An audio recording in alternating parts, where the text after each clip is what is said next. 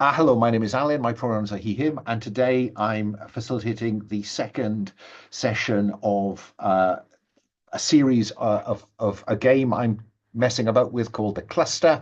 Um, is it a game in development or is it just a hack? I don't know. But it brings together some aspects of some other sci-fi games that I rather like, but thought they could be synergistic. Go back to episode one for details. This session is organized as part of the Open Hearth Gaming Community's monthly calendar. If you don't know about the Open Hearth, then please Google or search in the engine of your choice, Open Hearth Gaming, and come play with us because we think we have quite a nice table culture. Um, so we are playing with Lines and Veils. Will has joined us today as our fourth player because the player who was here last time can't make today. So we operate an open door, so stuff comes up. Um, I will just remind everyone that we're playing with Lines and Veils. Will, if you want to check in on the Safety and Links tab, you can see if there's anything in there. I am conscious that we have ticks for interest in different planets, heist, drug and alcohol abuse, cults, stalking, classism, and violent confrontations came out of Stars and Wishes at the end of last session. That's the kind of game we're playing, but we are playing without some of the nasty stuff. I'm not going to list it. You can go and look it up. To summarize, last time Jax and Nestor Green, along with a member of an authoritarian religious group called Galliel's Aid and Order, arrived at a colony being set up by same Galliel Aid and Order um, called Budding 2. There was a missile attack as the shuttle was taking them down to the ground. And the missile attack was aimed at the colony. They successfully disrupted that attack, but it meant that their welcome on the planet was perhaps a little harsh. Um, Go back and pick up the details last time, but there are a number of bits and pieces here to play to find out. But before I do that, I want to give Dr. Rillisk, who is our joining character, an opportunity for a love letter. So the love letter is on a tab and it says the downtime bit doesn't apply, but if the others were busy with a job while you were off screen, say how you spent your time and how it involved a named faction. Then roll with the stat the GM it says is most relevant. Now we have four factions in play. We have the Snag criminal kind of crime syndicate, organized crime. We have the Horizon, a rumored and respected kind of Robin Hood-like smugglers and fixers. We have the Ringgate Authority, which is the closest the cluster has to a government, widely visible and respected. And we have Galliel's Aid and Order, which is known about and respected, presumably because some of their less friendly practices are not well publicized. But let's worry about that later. So those are, and there is also the one that you've created, Will, between games, the Maintenance Guild, a group of scientists and researchers known across the culture, widely visible and admired, who are fixated on a generational project to make an ancient artifact that orbits their world somehow work. Yeah. An artifact which many people believe to be the lost gate back to the human homeworld. And so should I introduce Dr. Rillisk in any way? Please introduce Dr. Rillisk and then we'll do the love letter.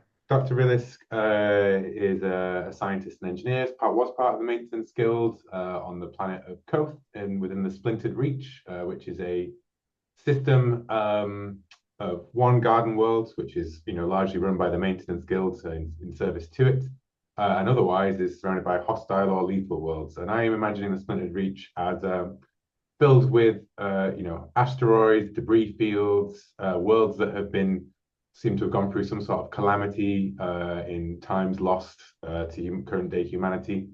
And And the Maintenance Guild itself is known across the cluster because its scientists and researchers and engineers go out on pilgrimages or contracts. They're all dedicated to restoring lost archaeotech. And, Dr. Rillisk was a dedicated member of this dedicated group. But she has made some discoveries that leads her to believe that the Steel Moon is, in fact, not a gate to the human homeworld, but is some sort of terrible ancient superweapon. And that the Guild itself knows this to be true, and that they are looking to restore it, and in fact may be responsible for the splintering of the Reach. She is effectively on the run from the Guild because everybody that she told this to came to an unfortunate end. So I don't think that what I will be doing in my downtime is doing anything with the Maintenance Guild, I suppose. But yeah, because basically what we've got is a period on the ship on the way to this colony.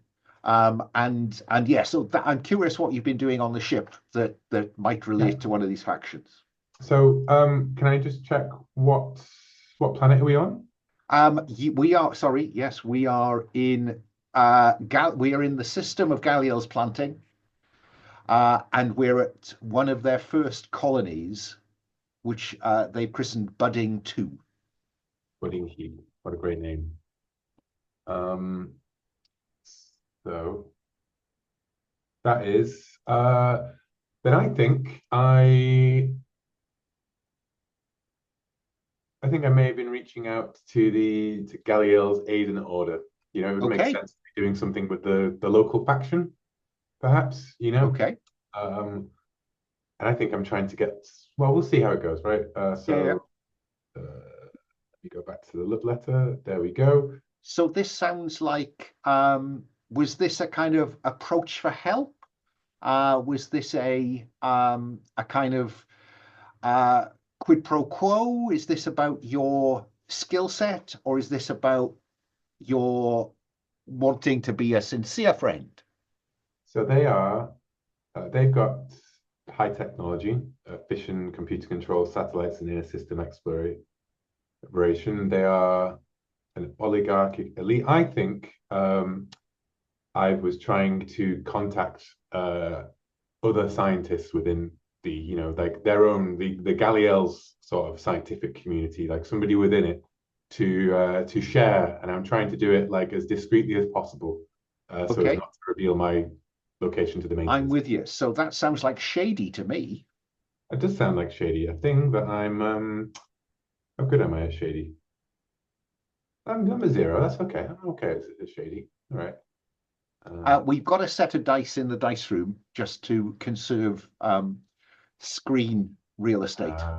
I can't wait for John to have time to fix roll with I know. I'm Okay. missing roll with me. Okay, so I will roll 2d6, correct? That is an 8.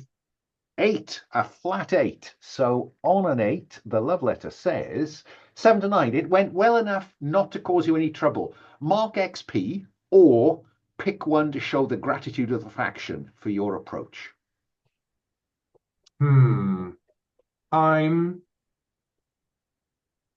don't know how favor does. It gives you the option on it would in effect grant you advantage on something or oil the wheels. Okay. Well, we are in their area of space, correct? We are.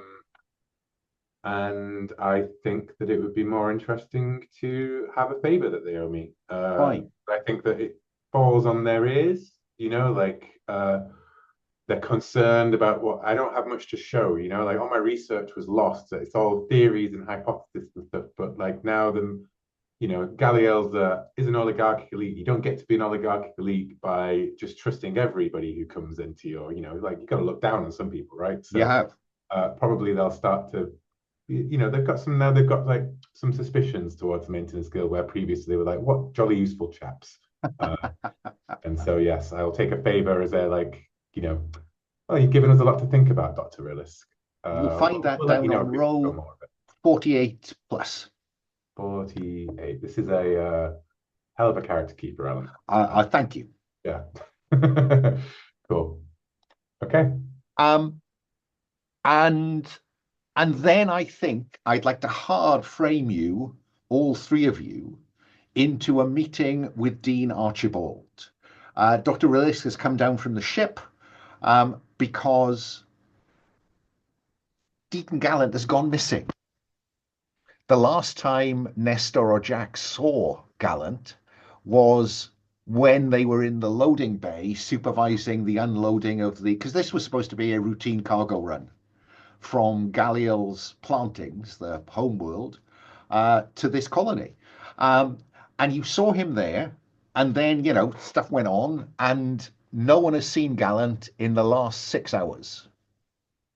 So, I think Jax, I want to open with Jax. What line are you taking with Dean Archibald, who is the leader of this colony, who is the head of the colony, and is also he outranks Gallant in the order. So what approach do you take, Jax? Yeah, real quick before that, just to bring, because I'm assuming we would bring Dr. Rillisk up to speed. One thing that we had learned through a little investigation was that there was some sort of radio burst sort of signaling coming from, and you'll have to refresh me. It was somewhere on the colony. Was it like a power station, or was it the colony's comms array? I mean, yeah, for what it's worth, I've put there's a Faces and Places tab where I've put a couple of catch ups from last time. So yeah, so the mystery ship that came into orbit shortly after you did attacked the budding colony with missiles, which may have received a homing signal from the colony comms array.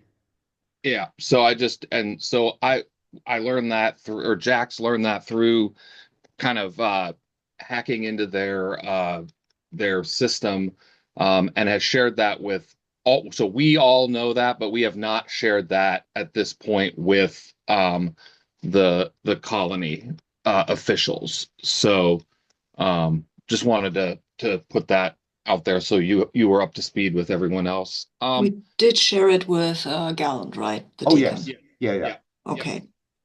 Cool. Yeah. So Gallant's missing. Well, missing's a strong word, says Dean Archibald. It's hardly been a shift. What is it? 3, 4, 5 hours? I mean, he's probably just wandered off into the colony somewhere. He's probably just talking to some people about your awesome religion. He is definitely gung ho, for sure. So you may be right, but colony worlds are dangerous sometimes, and we worry about Gallant because of he often places maybe more faith in his faith than is always safe. So I mean, perhaps, but surely, there is no safer place to preach the true word of Galliel than here.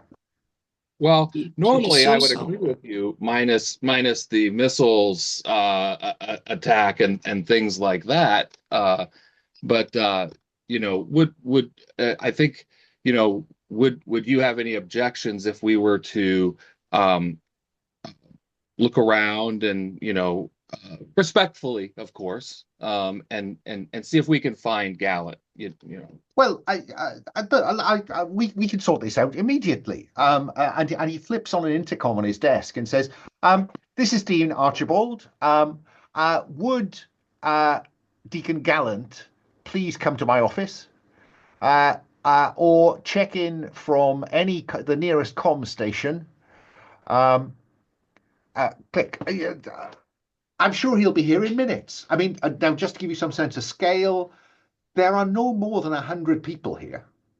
So, we're talking about colony buildings spread over no more than the size of a football field, I would imagine, of either variety of football. I was just going to ask an irrelevant question like that. Because I know you lot play on these tiny little kind of, it's just, anyway. Hey, I got up at 6 o'clock yesterday to watch the Oceanside Derby to find it canceled. Cancelled So for weather. Yes. yeah. The irony, the irony. So, Can I just confirm, just because, you know, a lot of names going around, I want to make sure I got yes. it straight. Dean Archibald knows about the signal? No, Oh, no, so Gallant, only the crew. but Deacon Gallant, the member of our crew, Kay's character, is part of Galliel's Aid and Order. Is a member of the order, a yes. member of it, right? Okay, so Deacon, I suppose I don't have anything to say in front of the Dean on that basis. I'd wait for a moment to speak to my crew members about this before we. So, does anybody want to say anything else to Dean Archibald, or you know, once Gallant comes here, he'll send them to your shuttle if that's appropriate. I mean, he should have checked in by now. It's been 5 minutes and he hasn't said a thing. And this is not a huge colony, right? From what I know, he likes talking to people, so he'd be near others. Very good, very good. And he just the intercom and says, this is Dean Archibald. If there is anyone who has spoken to Deacon Gallant in the last hour or so, please come back to me immediately. Click. And then there's a whole series of, you know, from various bits of the colony saying, no, I'm afraid not, Dean. We haven't seen him here. No, haven't seen him here. I've never met the man, but I know most people, and I haven't been approached by a stranger, particularly not a member of the order. Click. Oh, well, I'm sure that the Deacon will return to us shortly. He's, of course, a good standing member of Galliel's order. But perhaps we could put ourselves to use while we're waiting, Dean. I could perhaps take a look at some of your systems. I'm a rather skilled engineer. You know, many hands make light work, and it would be a shame to, you know, I go quite simply stir crazy while I've got nothing to do. And our ship seems fine. You know, if did any damage get inflicted by the missile attack on the colony, or? No. Okay. They never got close enough because of the swift action of the Deacon. Yes. You know, I find the most useful place to start is with the comms array, of course, because if it goes down, then anything, you know, then you're cut off from the wider cluster and from each other. So perhaps if I start there, take a quick look, you know, warm up, and then. What are you suggesting that that because you're now kind of using our comms array for your individual communications, that maybe there is some difficulty communicating with him? Perhaps systems, you know, across the cluster, they speak different machine code. They are configured in different ways. It couldn't do any harm to check. And while I'm there, I could make sure that it's brought up to the, you know, to the high standards of the cluster. My pleasure, of course. My pleasure. This sounds like you're trying to convince him to give you access to the comms cluster. Let's do a roll to convince. And I think this is charm, pacify, encourage. Roll plus sincere. I don't think I'm very good at sincere. No, I'm not. I think the maintenance guild, I think Dr. Rillisk got ahead by, you know, turning people against the colleagues rather than, it's a very cutthroat business inside of it rather than an upfront one.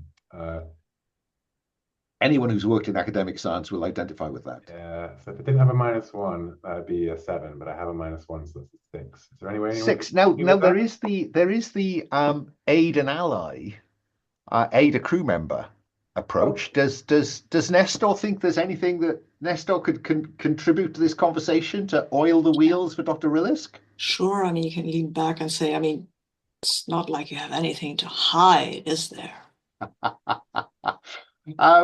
Is that a threat that we see? No, it's not. They don't have anything to hide. It's going to be fine, right? And if they do, well.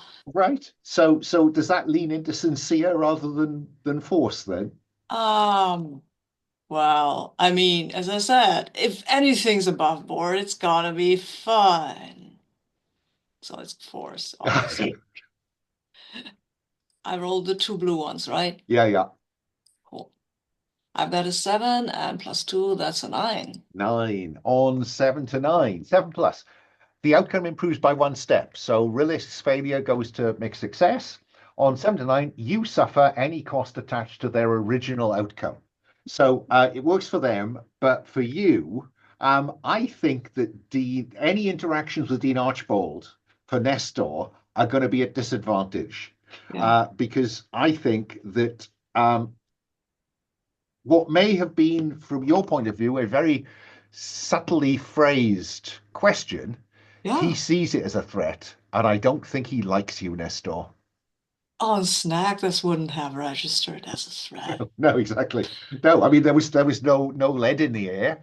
Exactly, It's exactly. hardly I didn't even touch him. no, it's not even harsh language. Exactly. It didn't even say fuck or anything. I mean, Um, I was super polite. um, but on a 7 to 9 for convince, you will need to do something else, Rillisk, such as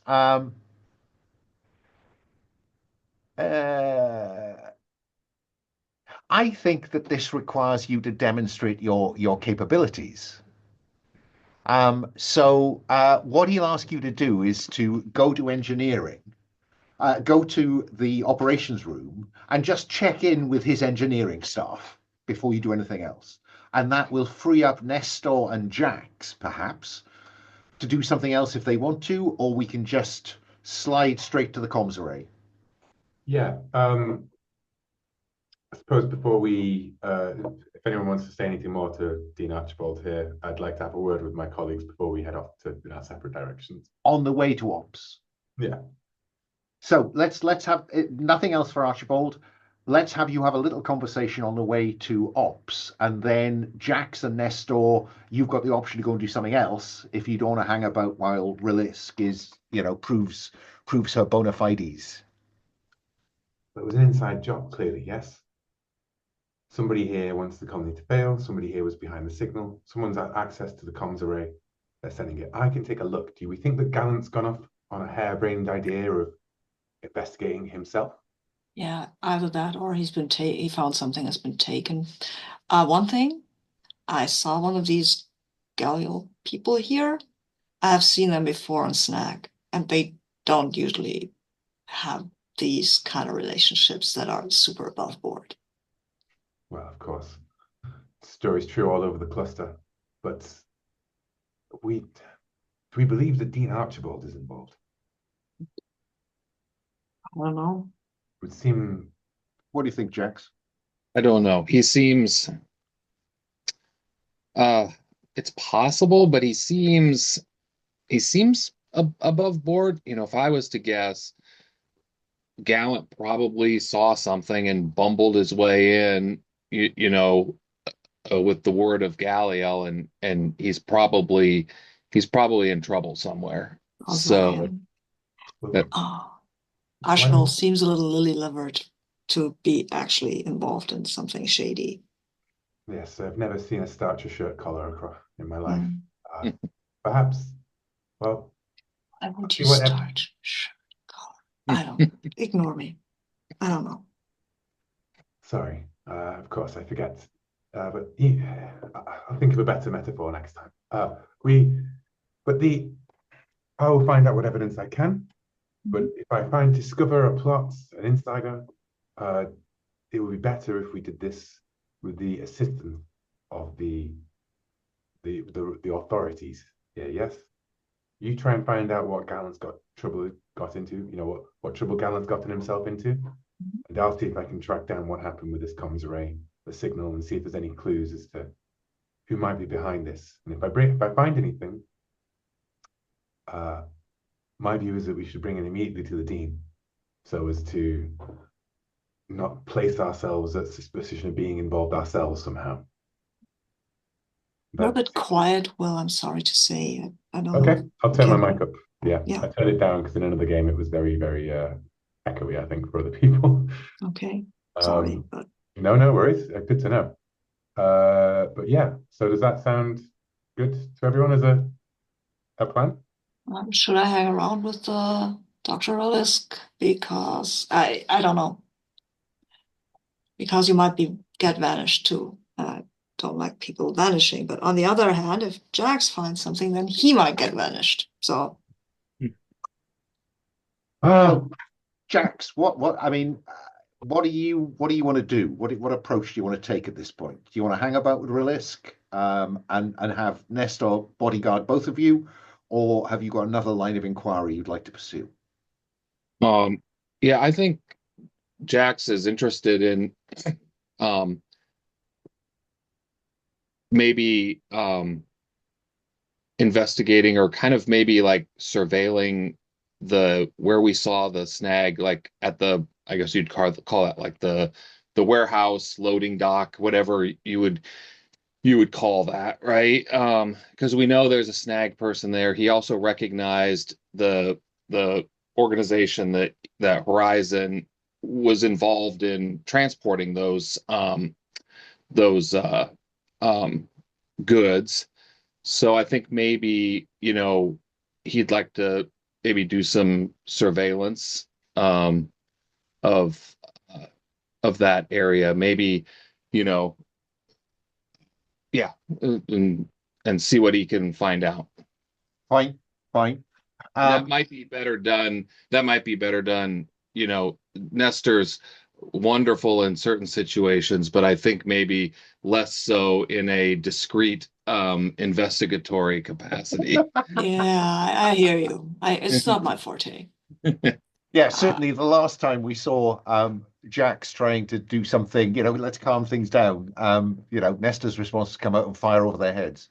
So yeah, so Jax, let's have you consider what's going on here then. So is this? I don't think your crack it move plays in here. I think this is a straightforward basic move, investigate. And that's roll plus sharp. All right. Let me double check I think I am fairly sharp. Yeah, +1. That's good. So to the roller. Yep. 9 + 1, 10. Oh, on a 10. 7 plus. The GM provides relevant information or might ask you to do so. And on a 10 plus, you have advantage if you make use of what you've learned.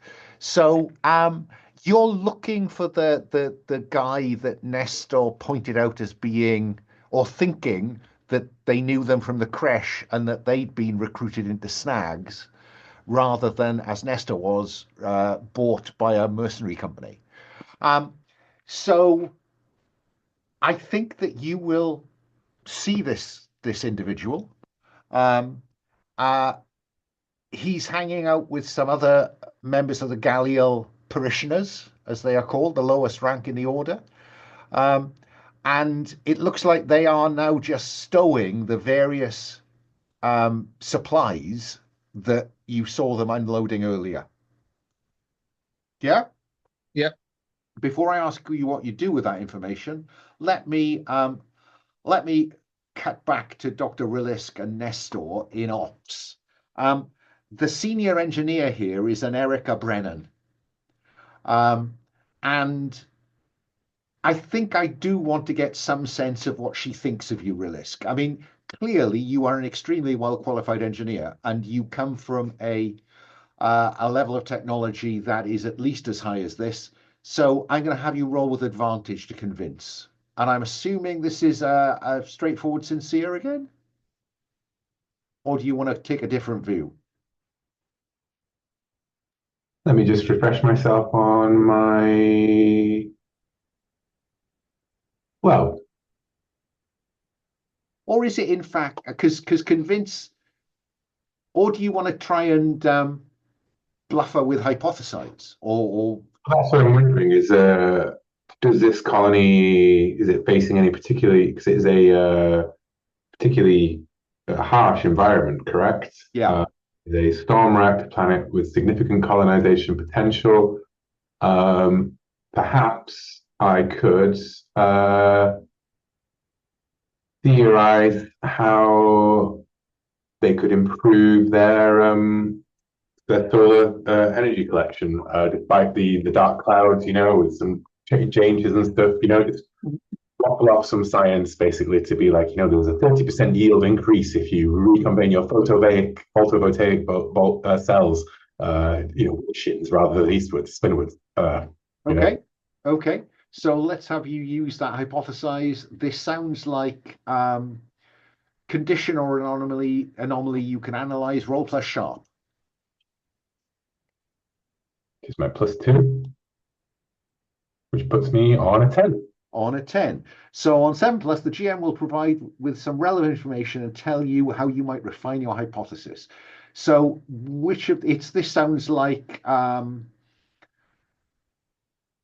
it Well, was that's I think is look at the outcomes of those moves might provide me some relevant, because I was using that to convince her, right? So we're doing the convincing move. So yeah, I think I'm on a 10. I'm not gonna I wish I hadn't bothered.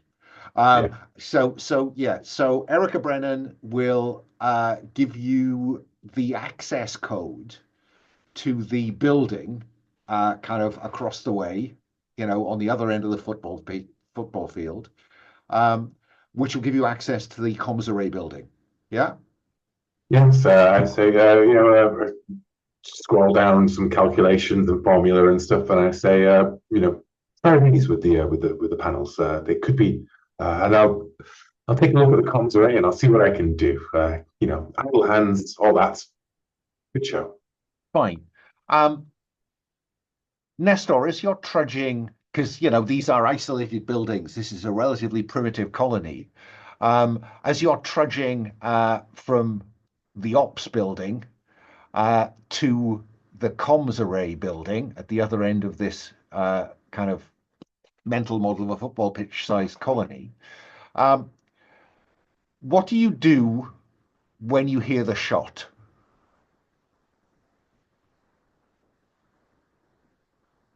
Oh, you are muted. Okay.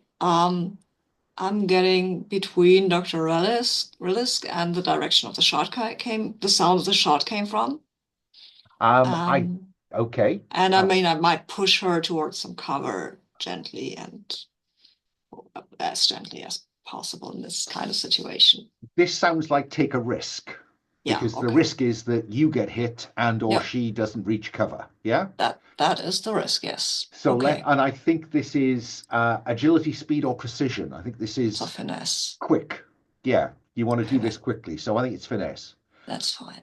Unless you describe it. I mean, you could just, front it out by taking position in front of her. That would be force. I rolled a 4, so I guess it doesn't matter. Academic. You fail, the GM says, what cost you pay? Well, I think the cost you're going to pay is you're going to take that firearm. So firearms inflict 3 harm. That's a lot. That's a lot. That's a lot, but I can take gear, right? Somewhere's my gear, and there is some armor in there. I'm pretty sure there was.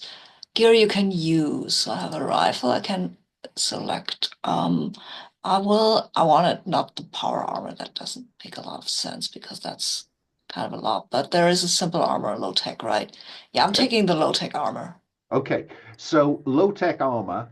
The way that protection notation works is that it ignores. The bottom line is that low tech armor is no good against firearms. Okay. So you might want to opt into the power armor if you have access to it. It is on my sheet. Because you're going outside. It's on my sheet, right? So yeah. Well, it'll be on if it's in that list. It's in that list. Yeah. Oh, I can take the power armor. Why not? Sure. Yeah.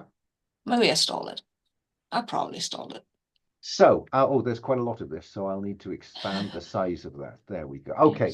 So when it says protection 1 or 2, you ignore hand-to-hand and melee weapon harm.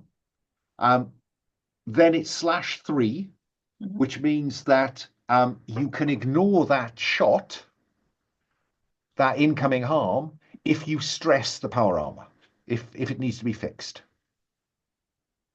Yep, I think I'll do that because that's what I took it for, right? Exactly so. So there's a ping, but using that power armor will now be at a disadvantage.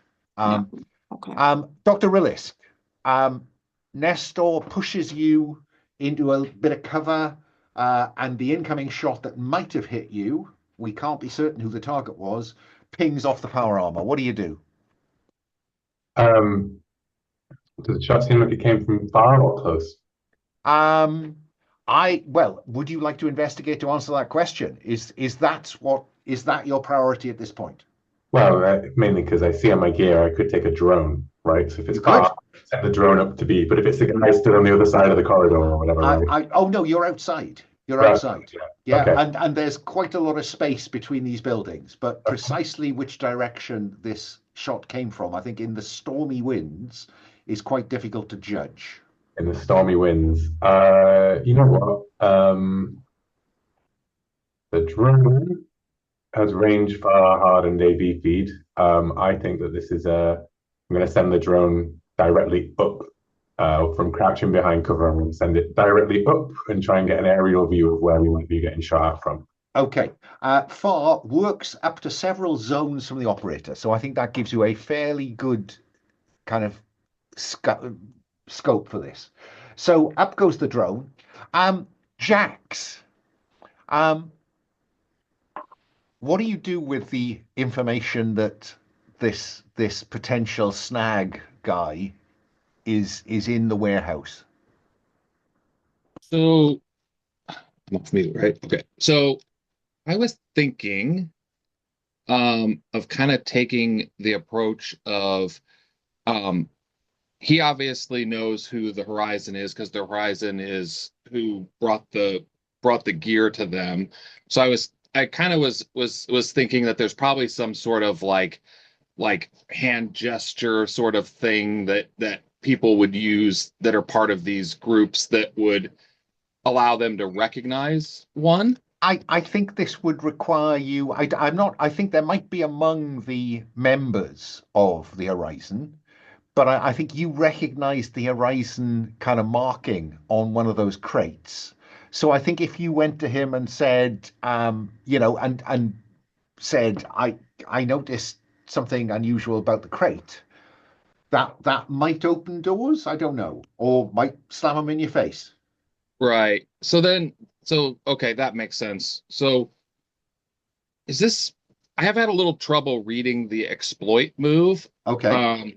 Well, let me just tell you what I want to do, and then we'll see if the ed applies or something else. Yeah. I think maybe he's just going to kind of join the group under, hey boys, sort of, and maybe he has some, if this is okay, maybe he has the equivalent of like off-world cigarettes or something that might be that they might not normally have access to, and just kind of sidles up and just BSing with them to try to earn their confidence or something like that, and Okay.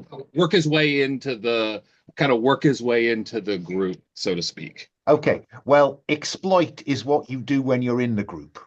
So when Okay. it says is already sufficiently vulnerable or it already trusts you enough.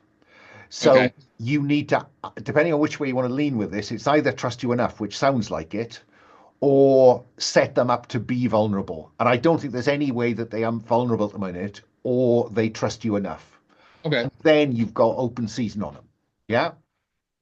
So the question is whether you come at this using, well, it sounds like convince, or find an angle even. Yeah, that's what I was thinking.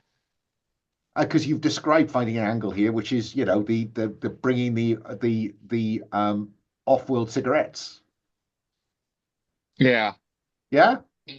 Yeah, I'll do find an angle. Is this shady or sincere then? Because I don't think it's finesse, or it's not the physical ones, force and finesse. It sounds like a genuine effort at sociability, or you are trying to angle him into a situation where he might be vulnerable. Yeah, it's not going to matter mechanically for me. Okay. And I've not used either one of them, so I actually, yeah. It might matter though, depending on the outcome. So I think genuine. I think he's going to go sincere. Just kind of sincerely, Uh, I'm a nice guy. yeah, Whoa.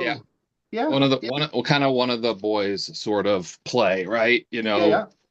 Guys on the dock, these bigwigs, they don't know what real life is all about. So now, do I get advantage on this roll because of the 10 plus on the last one? Exactly so. I'll give you that. Okay. All right. I am now Roll with all three. sincere, which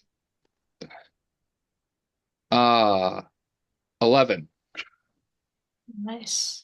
This makes up for last. This makes up for last. This makes up for last time. Will, I just need to remind you when you roll with and you'll be familiar from a different game. When you roll with a stat, put a tick in the box next to it.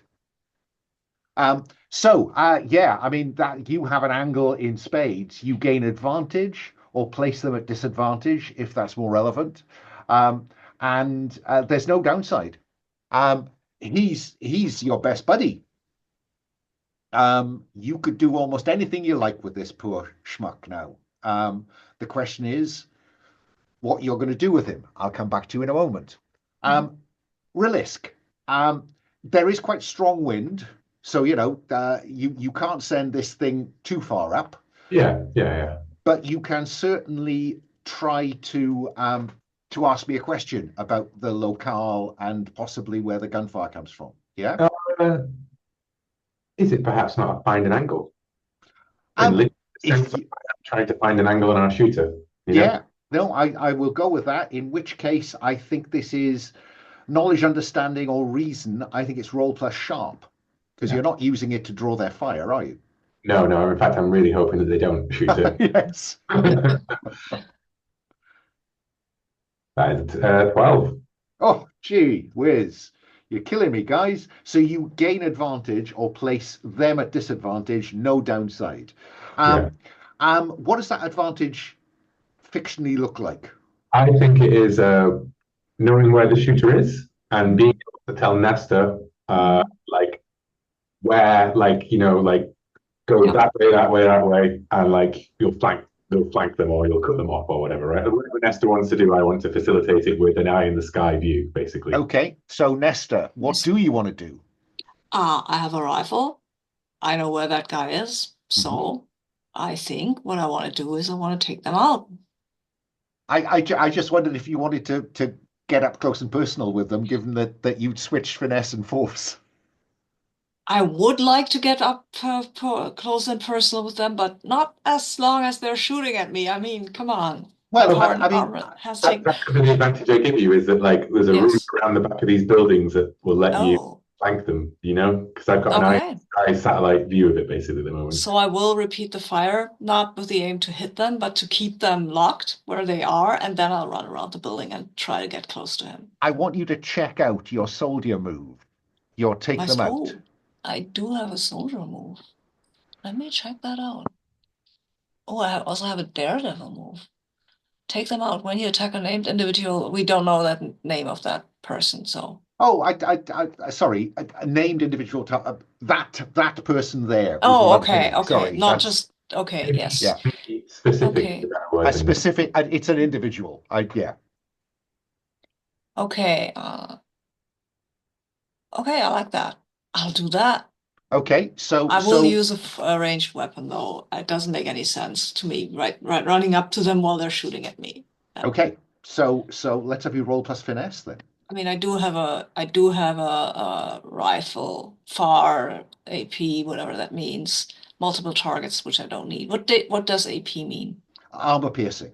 Armor piercing. Oh, cute. So any armor they have will be one less of those steps, those protection steps than you might think. Cool. And is the fact that I know where they are from what Dr. Rillisk did, is that an advantage or is that just fictional positioning? No, Dr. Rillisk has a mechanical advantage that she has just passed to you.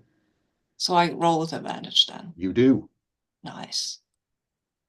Yep. Okay. No, that changed, but it's an 8. It's a 9. 9. Okay. So on a 7+, describe how you try to avoid harm, put them under pressure, and then take them out.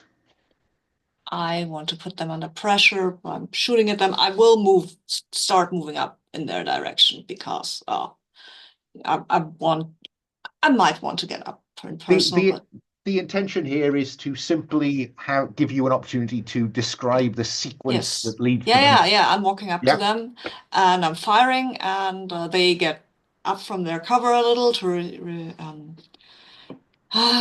do fire on their own. That there's a word for it, but I don't know it. I forgot it. Anyway, so they lean out and I hit them, and Fine. they drop. They drop. They are taken out. Yes. And I'm running up to them, and I'm still careful. There might be more than one, right? Well, So, that's a good idea, isn't it? Because on a 7 to 9, the GM says what it costs. yeah. And I'm thinking collateral damage to someone or something in the scene. Um, I think that we see him or her or them keel over, and a shot goes wild, and a fuel cylinder across the way explodes. Okay. Rillisk, I'm going to come back to you Wasn't next to me.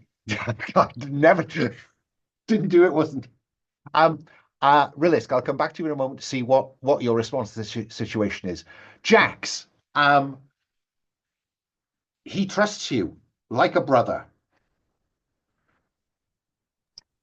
Yeah, so now I want to try to maybe pull him aside, as maybe it breaks over, people are kind of, filtering back to their wing, and pull him aside, and you know using that exploit move, I want to try to bring him into my confidence about, and let him know that, hey, I know what's going on. I'm on, I do some work for the Horizon here and there, and I kind of want to indicate that I have I have two motives here. And if that's if this is all too much, just let me know. But I am kind of angling for, we're going to be leaving here in a bit, and it'd be nice to top off our cargo with anything you might need to get, off world, wink, wink, nudge, nudge.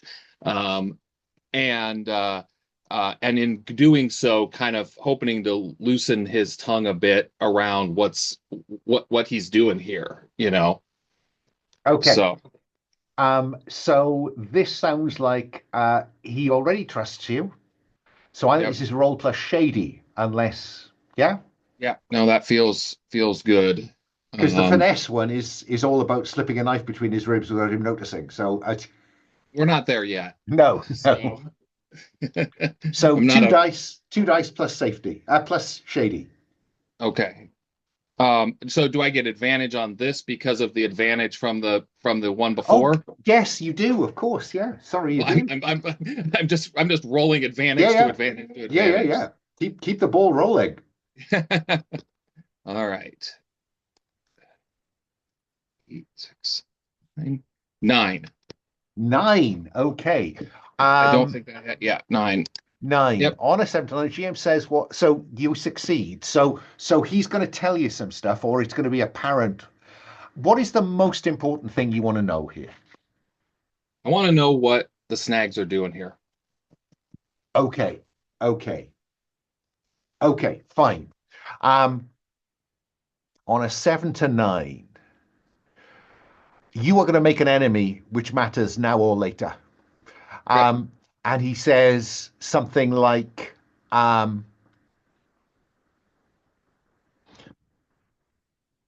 we're everywhere, and this is all going to be ours. And then he pulls a knife on you. And I think that's where we'll take our first break. We'll cut back to Dr. Rillisk, or we'll maybe pick up with Jax. 5 past the hour for our first break. See you in a moment. So we left it on a knife being drawn on Jax, and I think that he goes. Is it a he or a she? He. He goes on to say something like, Horizon have had the smuggling racket going their own for too long, and then he goes to attack you. What do you do, Jax? Yeah, I think he will. I think Jax is going to, I guess, attempt to avoid that that attack, and I think maybe just try to disarm him, and kind of immobilize him, and if that's multiple steps, we can, Okay. but that's his what he's going to do. So I'm thinking that's the risk one there. Yeah, it is. I think that they attack you by surprise. I don't think applies, so it's not violence erupts. The alternative would be to get some range on him so that your pistol might come into play at a point where his knife can't. But yeah, take a risk to try to disarm him. So I think, yeah, that's kind of where I'm going to go with that, because I'm not quite done with this guy yet, I don't think. So I think this is probably finesse. Okay. Yeah, I think it is. Well, I give you And an option: force or finesse. I think finesse, because I'm better at that, and it's the last one I haven't used yet. So, in the spirit of round robin here. All right. But no advantage, I think, this time. Yeah, yeah. I have +2 in finesse, so that's 7. Ooh, So close run thing. Okay. You are successful. The knife clatters to the ground. The GM says what cost accompanies your what's the state of play for friend Jax? I think I need you to mark 1 stress. Because maybe your forearm was just caught by that blade as you rammed it down to get him to drop the blade. So at least now it's unarmed combat. Meanwhile, Dr. Rillisk, there's an explosion of a fuel tank from a stray round over there. It illuminates you and Nestor kind of approaching the taken out assailant. What do you do, Rillisk?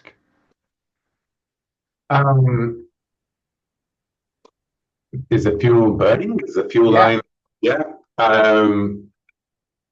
I swear, and I say to Nestor, I mean, Nestor's busy heading towards the body. I'm saying to Nestor, like, I don't know who they are and what they're doing here, and I run across to the fuel line, and I'm going to try and close the fuel line off so that it's no longer got fire. This sounds like deconstruct to me. Yeah. It sounds. But I want to know what Nestor does first before I come back to resolve that. Nestor, you're almost at this assailant. What do you do? Okay, Rillisk probably knows what she's doing. This is tech. It's better her than me. I'll get to the assailant, check out how down they are, if there's still a threat, and if there's any other threat hanging around, and if they find anything interesting around their body. But that comes later. First of all, I will ascertain that they are not a threat and that their threat in and of itself is ended. They're as big a threat as any other dead person is to you. Okay, cool. Yeah, Cool. so you're going to, search the body? Yeah. Yeah, yes. Okay. Search the body and banish anything that the deacon or whatever the priesty guy doesn't need to know about.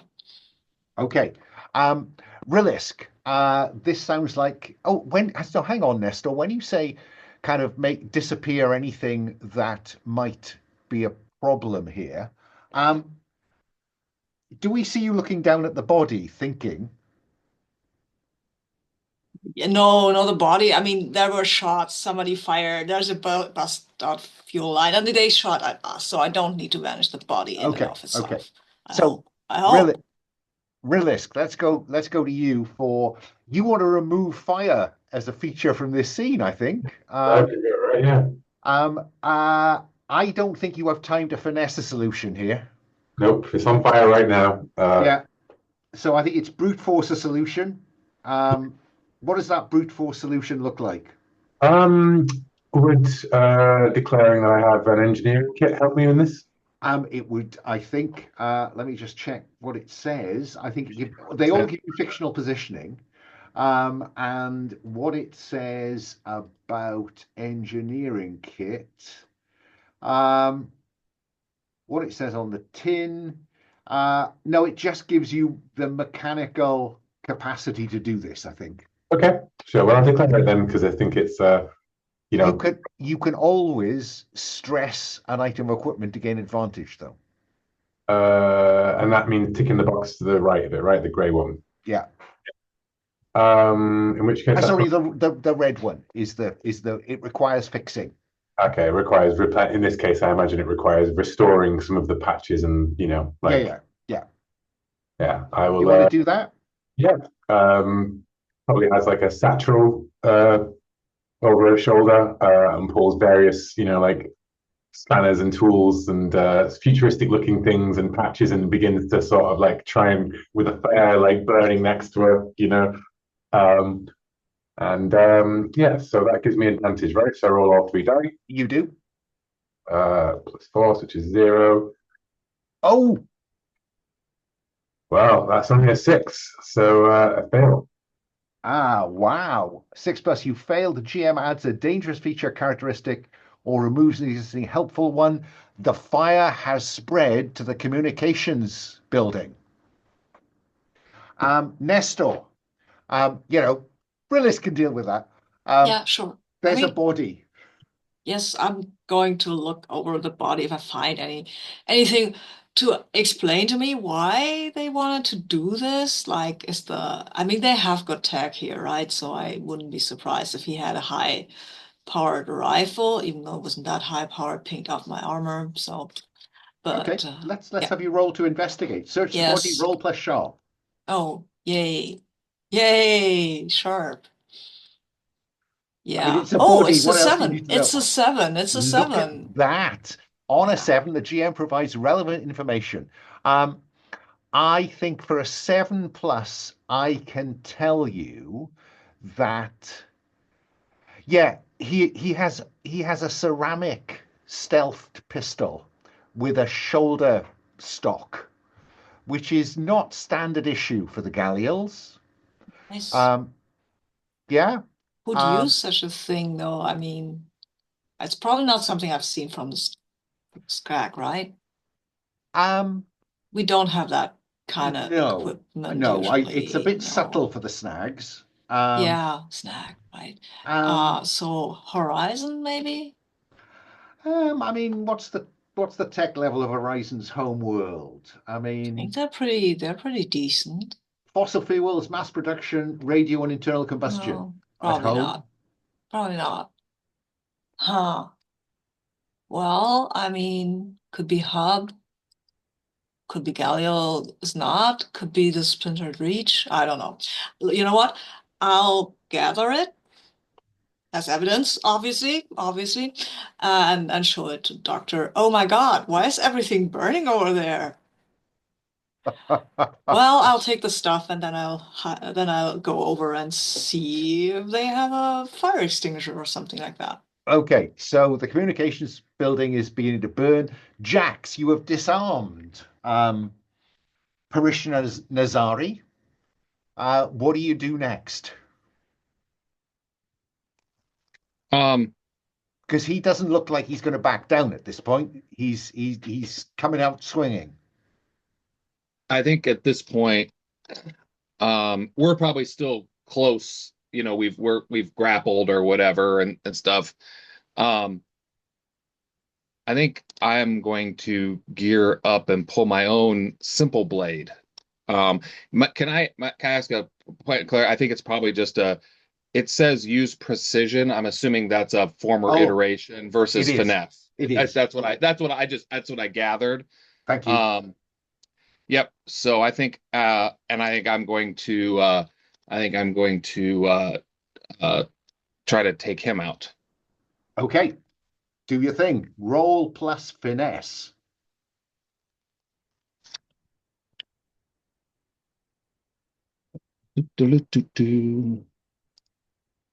Seven, 8, 9. So 9. Okay.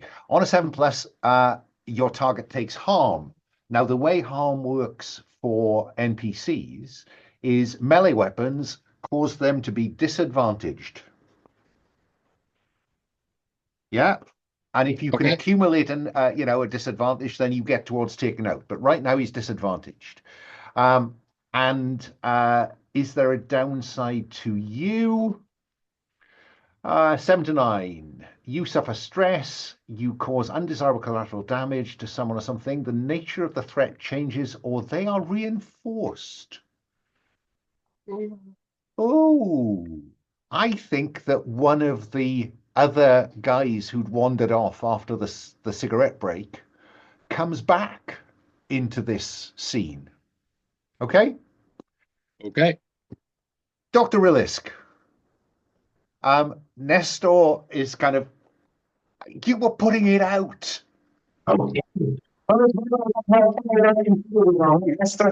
Oh, something very strange happened to your microphone then.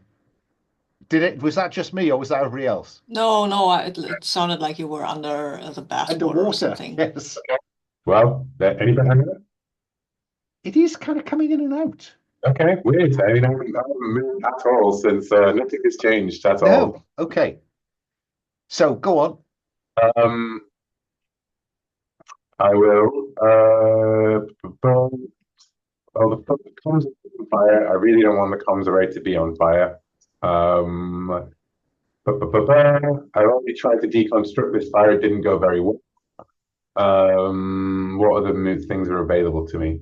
I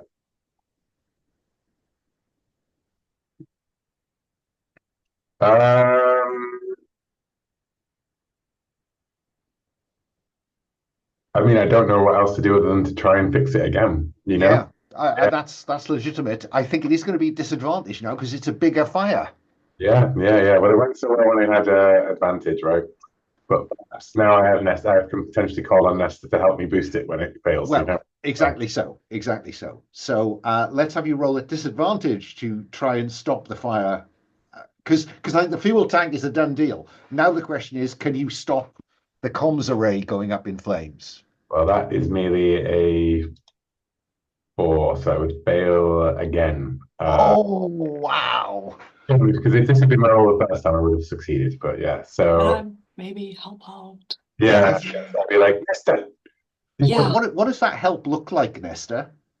I think on my run over there, maybe I actually no, fire extinguisher wouldn't work, right? No, she's been like repairing this thingy here, right? This fuel line or something. So I think what we need now is a bit of brute force and just hit it. That's what I can do. I don't understand any of this tech. This is yeah, I'll just hit it. So the This is force. fuel line that is now spraying flame like a large flamethrower at the comms building.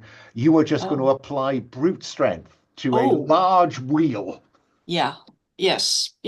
I mean, yeah, or I just grab the wheel and turn it in some kind of direction. So because I'm just helping. I'm not doing my own move, right? Just so it's just you plus force, I think. Physical. Yeah. Yes. I'll do these two, and that's an 8. It's a 10. Oh wow, 7 plus. Their outcome improves, so the fail becomes a mixed success, Rillisk. Yes. And there is no downside to you, Nestor. You're far enough away from the flamethrower end of this to not. I'm still having armor on, though, which help. Which will help. But that fail becomes a 7 to 9 Rillisk. A different feature is also added or removed. You and your relevant tools are stressed. You had to cannibalize damage something else. Your work is very temporary. I think your work is very temporary, and then it will fail.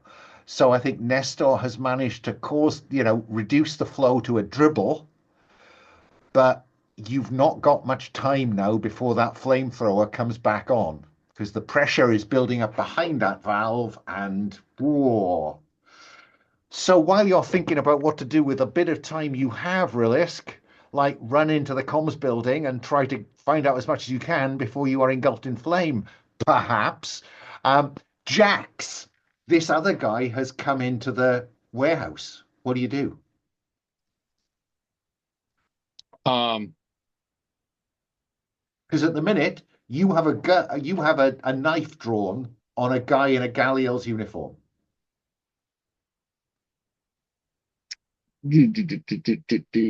Well, this is interesting. What a fine.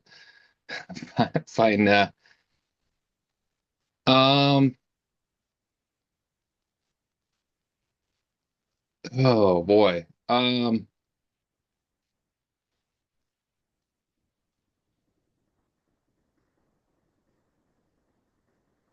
Wow, I don't so he's I don't know, but it could just be a standard parishioner, Oh, right? could absolutely be just another, from his point of view, another member of Galliel's Aiden Mhm. Order. Um, gosh, is there any way I can make this look like something other than it is? That's a good question. Yeah.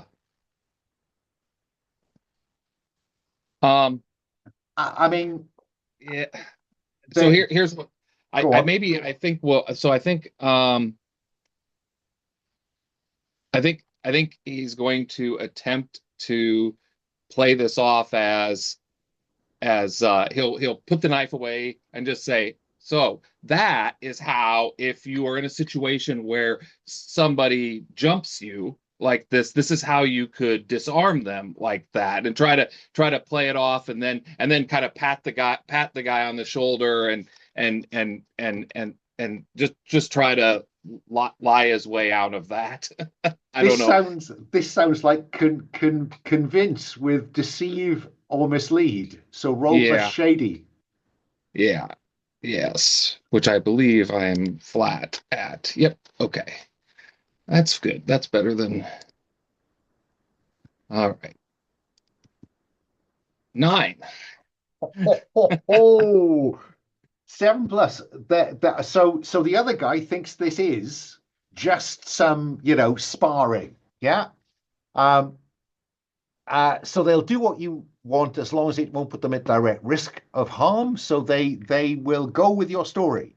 On 79, you'll need to do something else, such as sweeten the deal, demonstrate any threat is serious, substantiate any lie.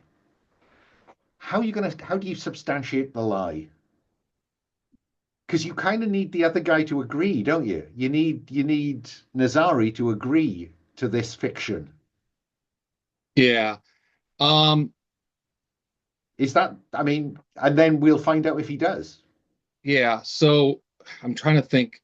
I have a thought, but then I mean, it kind of feels like I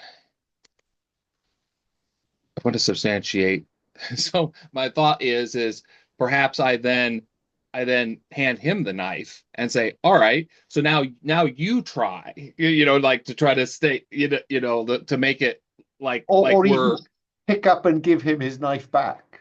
yeah pick yeah that like something like that, like say, just to kind of double down on the the situation. And I think the alternative here is that he draws more attention to this, which is probably attention he doesn't want to get. And That's so kind he of what I goes, was thinking, is yeah, that he exactly. also has a vested interest In this just in being a kind bit of of fun. Yeah, okay. yeah And he says, yeah. No, no, no, no, no, no. I thought, I mean, I'm not even supposed to have a knife. Am I Dale? He says to the other guy, and he kind of folds it up, tucks it away. It's only for kind of cutting the stuff, the bindings on cargo, and it seems like armed neutrality has been established in this scene, Jax. Um, are we going to cut out of that scene, or are you going to carry on with that when I come back to you? That's what I want you to think about. Rillisk, Nestor.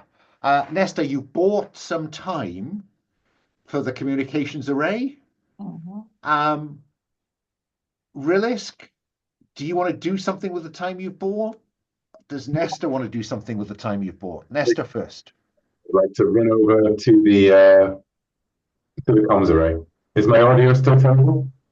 It is. It's very kind of. Yeah. Is it your position relative to the laptop microphone? I don't know. It's weird. I'm in the same position I've been the entire time. Nothing has changed. No, that's weird. That's strange. There's nothing on the microphone, is there? There's there's no. Okay. Nothing has changed since we started the game at all. I will find a headset in between moves. But yeah, so I'll go rush over to the comms array and try and see if I can, sort it out. Basically, like get some details, get the data, the logs, and the data from it at the very Yeah. least. Nestor, Fine. what about you? Do you go with Rillisk? Oh, or- definitely. I will ask her if you find something that maybe we need to just carry out, so you can look at it like a black box or something that they have on starships. I can carry it out That's an if you, interesting question. if you point it out. Is this I a mean, smash and grab, or are you investigating in there, Rillisk?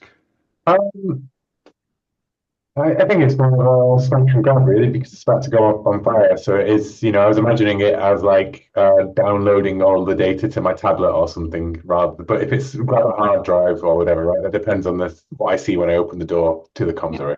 Fine. Yeah. Take that, I think you say to Nestor, which means that Nestor is the person taking the risk here.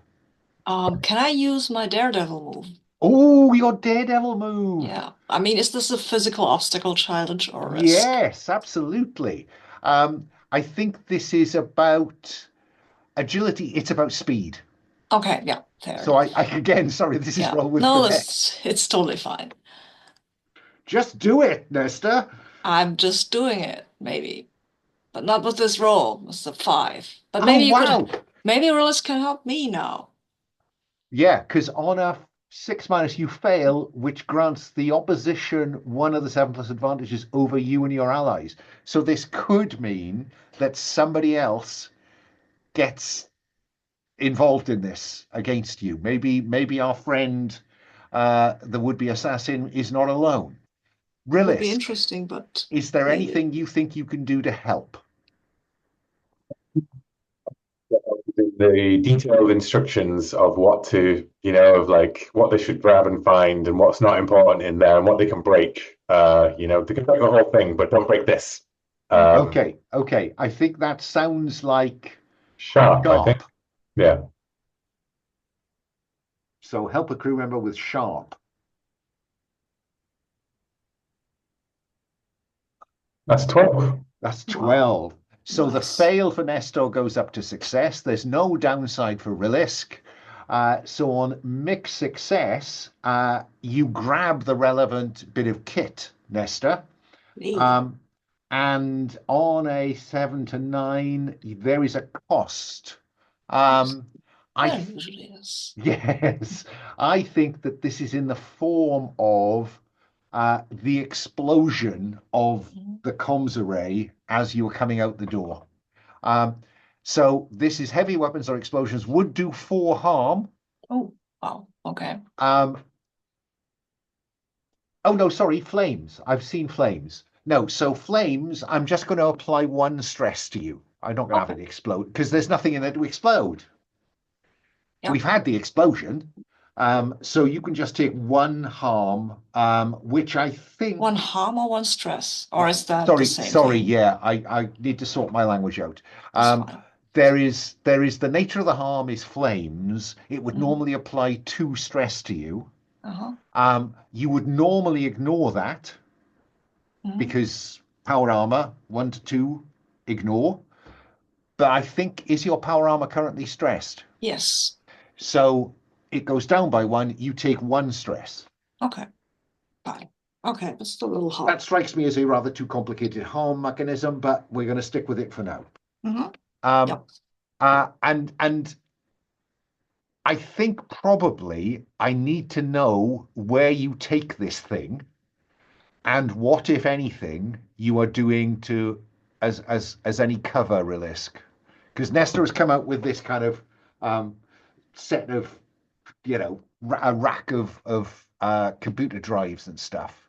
I think I need to know what you want to do with this, Rillisk, because sooner or later, some kind of firefighting crew is going to have mustered. What do you want to do, Rillisk? Back to the ship?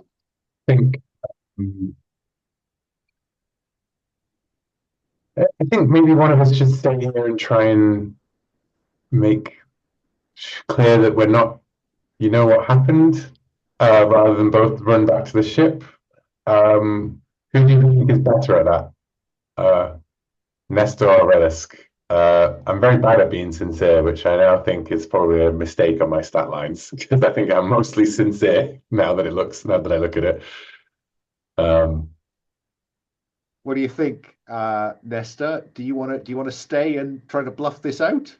I can do that, yes. I mean, I'm not super sincere, but I can use the tick on my stat, so Yeah. Yeah, I just want to say that this could well be shady, not sincere. I can use this tick on that stat anyway, and it doesn't matter from Okay, the so Rillisk is going to take this box of tricks back to the ship and do some tinkering with it, I think. Yeah. While Nestor is going to. Oh, sorry, you've gone entirely quiet now. Okay. Ooh. So Nestor is going to take this back to the ship. Rillisk is going to take this back to the shuttle. Nestor is going to stay on site and tell the story Yeah. rather than letting them draw their own conclusions. Yeah. And Jax, how do we cut from that scene when you get a message from Rillisk across your crew comm saying you might want to come back to the ship? Sure, I was either thinking that, or that might be the moment that if you mess with time a little bit, that might be the moment that the explosion happens, which because I would assume that we would have heard that. I mean, it's just, and so maybe that's when the explosion happens and it distracts everybody, and I just kind of slide out of the Fine. and maybe head back to the ship. I think we don't even need to mess with time here if instead the fire crew kind of assembles in the warehouse and heads out, and as the big doors roll up, you can see this kind of inferno 100 yards away. And you slide away in response. So Nestor, this puts you on site as the fire crew arrive. I have one question before I start talking. The guy I shot, the dead guy, did he look like someone from the colony or did he look like an outsider? He was dressed in uniform. He You, was dressed in the uniform of Galliel's Aiden Order. so like he was from here. Well, he was dressed like a member of the Order. Okay, yep, that's fine. Okay, cool. He was armed in a way that is Yes. unusual. Yeah. And I guess I need to know before they arrive. Their focus is going to be on the fire initially, Nestor. Yep. So you get to choose how you frame any conversation here. And for instance, is that ceramic handgun still on site? I wanted to take it with me, and I will, but I won't hide it right now because I need some explanation how they shot at me. So yeah, I'll go out and find somebody who looks like he's kind of in authority, and maybe he's not the deacon, not the deacon, the dean or whatever he calls himself, the priesty guy. I think it's probably Deacon Brennan, who's the chief engineer, who would probably be on site as trying to supervise this. So I will go up to him and I say, "Hey, your excellence or whatever. One of your guys shot at our engineer. I don't know, is that standard operating practice? Because he shot then missed and shot the fuel line. He's over there. He's dead because well. And she'll go over there and say, that's Parishioner Sata. I think I need you to convince Deacon Brennan of this series of events. Yeah. Okay. Since it's basically the truth that I'm telling, I guess I have to do it with sincere, right? I think. Well, yeah. I think you are. Well, I mean, it's for you to tell me whether you want to tell the truth or whether you want to lie. It's basically lying is tricky, right? No, I'm starting. The truth is we didn't do anything wrong. We didn't start the fire. We didn't shoot at ourselves, so I can be a little like, hey, why do your people start shooting at us? I'm the injured party here, I guess. I mean, do you want to go hard on this then? No, maybe if this fails, I might have to. But for now, I'll try to be as friendly as I can. Charm, pacify, encourage you to believe that I'm telling you the truth, roll plus sincere. Yeah, okay. It's a 9. I'm doing fine. They'll do what you want so long as it won't put them in any direct risk. So she says, "This seems inconceivable, but where did Sato get that gun?" Which is lying on the ground next to her. No, Yeah. I'm having it. I Oh, think I took it and I'm oh, saying that okay. this is the gun he had. This is not standard issue for you guys, is it? But I think you need to substantiate this story. I was Um, shocked. Look at my power armor. and yeah, she's an engineer. Mhm. And she's looking at the kind of glancing blow, and it looks like it could have come from a caliber weapon like that pistol. Um, and so I think, yeah, you've got Brennan on side. Maybe it's not perfect, but that is the current assumption of the colony engineer. Well, Um, I might offer to help with the fire. If they don't need that, I'll go back to the ship and have somebody look at my armor. I think having you be as helpful as possible and not look at all suspicious, and the fact you've got power armor on means that you can probably get closer to the flames. Yeah. Um, but it does mean Okay. that any comms between the colony out into space is going to be messed with. Um, and I think Rilliks and Jax, I'm going to place you back on board the shuttle. Um, testing, testing, testing, Dr. Rilliks, come in, come in. Oh, so Jax, Rillisk has this set of, a rack of drives in effect from this comms. Um, and I'm wondering if is this an example of your investigator move, crack it, to hack, Yeah. to hack this? Yeah, because one of the outcomes is to get the answer to a question about the location system or data, which seems to me to be what Rillisk was after getting. Yeah, Right. Yeah. No, I think that sounds good. So that's sharp, right? yeah. I mean, Okay. I want to give Rillisk the option here to maybe find an angle on it. No, I think that's perfect. Fine. For I think as we're in the shuttle looking at the box on the table, well, I can see that as uh, a fission Hyperdyne Mark 6 storage drive with it connects with these four capacitors, but I've never actually cracked one open without the access codes. Have you, Jax? Well, let me take a let me take a run at it real quick um and he'll I imagine you see him get on the keyboard or something like that, and he starts pounding away at it and stuff like that. And I guess we'll see what happens. So this is a data system or store roll plus sharp. Right. 8, 9. 9, 7 plus. Say which of these opportunities you gain.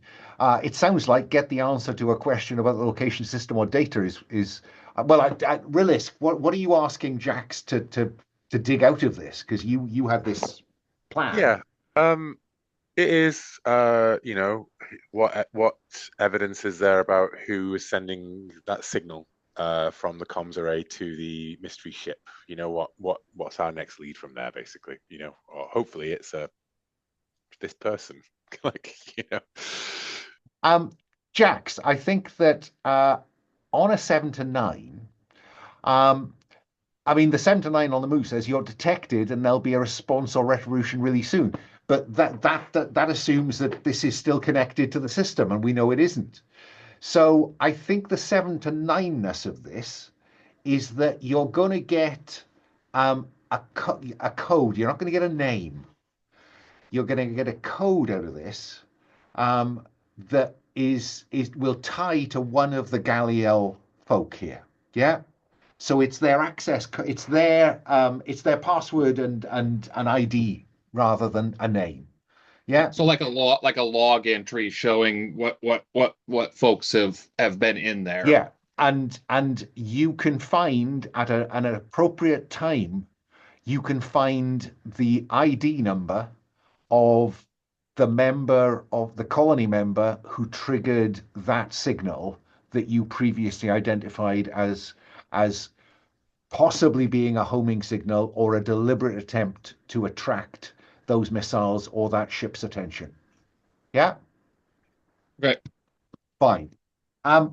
Nestor, with the help of with your help and with the help of the crew, this fire is put out. What do you want to do next, Nestor? Probably get back to the ship. They said the name of the guy I shot, right? They did. Parishna Sata. Sata. It's Okay. she, her. She, her. Okay. Yeah, Okay. Vespa Sata. Okay. Fine. Well, not fine, but yeah. Okay, I think I'll get back to the ship with Yeah, the gun. yeah. I will take the ceramic gun. Nobody's asked about it, and I'm taking it with Oh me no, because I think once you draw attention to it, I think probably Brennan will want it because she'll need to talk to Dean Archibald about this. And the nature of the gun is a key part of the evidence, the chain of evidence that she has swallowed on your behalf and will now pass on. Does that yes, seem fair? okay. Yeah, that seems fair. It was a 7 to 9. So, but I will take a closer look and see if I can find. There is probably a model name for this, right? Okay, I mean, maybe I even know what it is by looking at it. I am a soldier after all. I you think are. that I might know weapons. So I'll look at it, see if there's any distinguishing attributes on it that would tell it apart from others, maybe a serial number or something like that. I won't even make you roll for investigate. Yeah. What is really strange here, as all the serial numbers have been filed off. Huh. Okay. That is good practice It's if very good practice if you want you're to. an assassin, but You anticipate me, yeah, I'll draw attention to this. Look, they even filed off the serial number, which which solidifies your yeah, view of but that this. mean that is they got the weapon from someone who was a professional. Like I don't think it was Sata herself, right? So she had a contact. She must have had a contact. Okay, fine. You take the gun, have fun. Don't Pull the don't trigger. push the safety. It's the red button. Don't push it. Be careful, okay? These things have a tendency to explode, which is total bullshit. I'm just trying to mess with him. But then I go back to the ship. Fine. So we're back on the shuttle Mhm. with Rillisk, Jax, and Nestor kind of sat in, it's pretty cramped. So but you're sat in there. And what is the nature of the conversation? Nestor shares what he's picked up. My Rillisk and armor's Jax share what damaged. they've picked up. Armor's damaged. Somebody can repair it, yes. Not really till you have some downtime. I think Rillisk. That's brilliant. Yeah, I just changed the headset instead. I don't know what's going on with my webcam. Yeah, Rillisk will probably go pale when you mentioned the ceramic gun. Well, that's not something that they would have here, is it? On the No. Galeal's aid and order seems rather above there. Yeah. Also, it was a professionally prepared weapon, which I don't think the Sada person would have access to. I mean, she didn't look like if I was a professional assassin, I wouldn't hang around this lovely garden thing, or maybe I would. Maybe she's in For no retirement. reason at all. Well, I'm sure there are many people who want you dead, Nestor. Yes. I'm just wondering, Jackson, Yeah, Nestor, whether really. Rillisk's sudden paleness is triggering any kind of conversation here. I mean, it's no. I mean, no, not really. Yeah, a lot of people will want me dead, but this is a lot of. They probably wouldn't go to all that length. They'd probably just shoot up the whole colony and be done. They're mercs. Well, I They're mean, not. they fired missiles at the whole colony that you were going to be at, I suppose, if we look at it that way. Yeah, Yes. I I mean, don't know if I'm that high priority though. I mean, well, out of any of us, who would be a higher priority target for professional assassins? It's a good job you're wearing your power armor when they took a shot at you.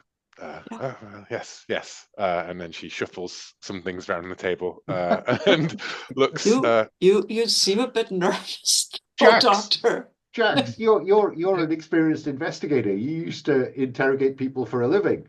I'm just wondering if you're observing this with any kind of It, from any angle. yeah, so I think Jax is kind of watching the back and forth and uh you know is a you know it is kind of strange. I can't say that they would have had any issues with me, given that, not that there aren't people who might have issues with me, but they obviously weren't shooting at me. Nestor, you know, that's a rather sophisticated weapon for the snags.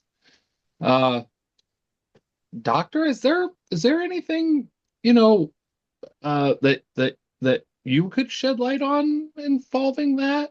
I mean, Well, we don't have any PvP moves here in this game, do we? Right? no, Yeah. no. Well, I'm on a sabbatical from my work with the guild, and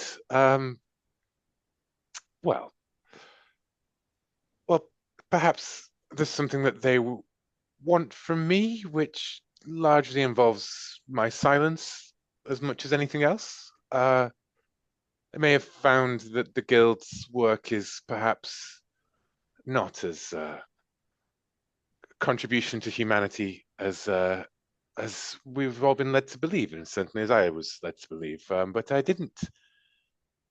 I suppose if they've got agents here among the goddamn order, then well, yes, okay. If you put it that way, then yes, the guild is looking to kill me, and I suppose that shot was intended for me. So I should say thank you, Nestor. Thank you very much.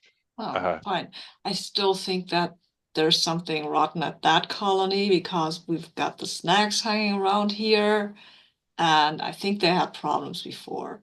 I mean, this was the ship in the orbit was aimed at a colony, not at our ship. So it's Oh a yes, colony problem, not an us problem, is what I'm saying.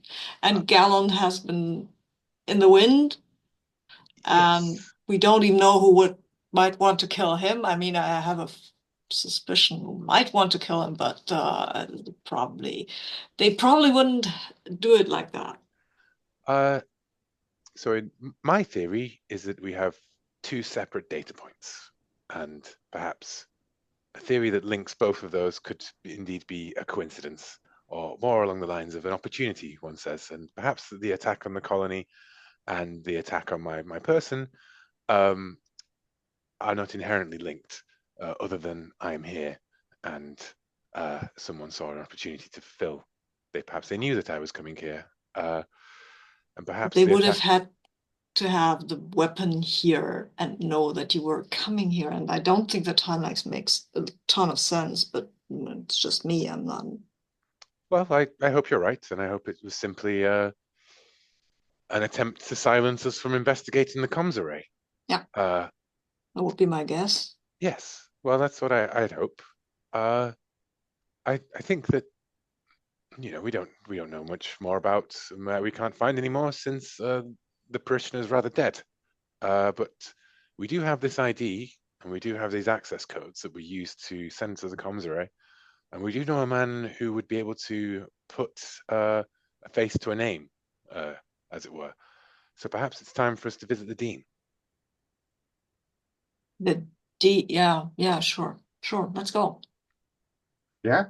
I think probably the dean would be keen to speak to you because it's not like everything's gone pear-shaped since you arrived, but certainly everything's gone pear-shaped since your ship arrived in orbit. Mm-hmm. And he is increasingly concerned. I mean, at the start of this episode, he's still slightly on the back foot because of the unwelcome welcome that you had last time. But I think he's beginning to get slightly more worried about you now.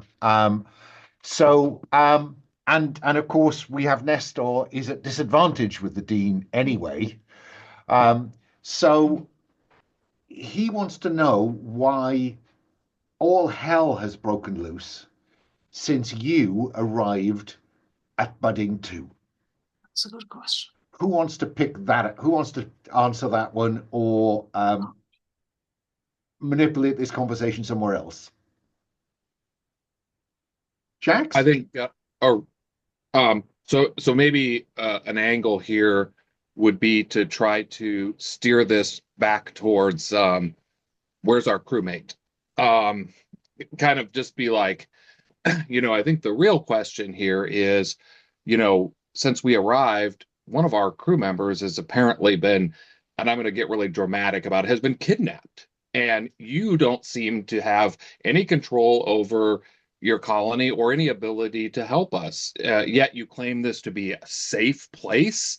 While Deacon can be, while Gallant can be gung ho in his methods, he is a member of a respected member of your flock, and you don't appear to be interested in finding him at all. As so I think maybe lean in on that there to just partially just to distract and maybe get him off kilter a bit from questioning us. Well, before I do anything else, I've just noticed that I think, Jax, you have ticked all your stats. That is true. So you can clear all 5 and give yourself an XP on the track down below. Okay. Yeah. Excellent. Because I'm about to ask you whether this sounds to me like either you want to misdirect him away from his original line of argument, roll plus shady, or you are trying to be a bit commanding here, and putting your sincerity behind it. Roll plus sincere. Take your pick. Because I think you're trying to find an angle here and get some kind of advantage over him. I'll do shady because this feels shady because I'm not being sincere in any way, shape, or form. So you're trying to manipulate him, aren't you? I am. Okay. So 1, 2, and roll. So 9. What is my shady? 0. So just 9. Okay. You succeed, gain advantage, or place them at disadvantage. So this conversation has swung your way. But I think that this conversation has swung your way. But I think the suspicion he already has at Nestor is now also coming your way, Jax. Because he feels he's being manipulated. And yet he doesn't seem to be able to do anything about it. So there's an advantage in play. How Nestor or Rillisk, do you have a thought on how you might want to exploit that advantage in this conversation? I think that something is strange. Strange is going here on the colony, Dean, and I'm not sure how it connects to the arrival of our ship or our crew, but we detected a strange burst of radio signals before that mystery ship attacked the colony, which we prevented, if you'll remember.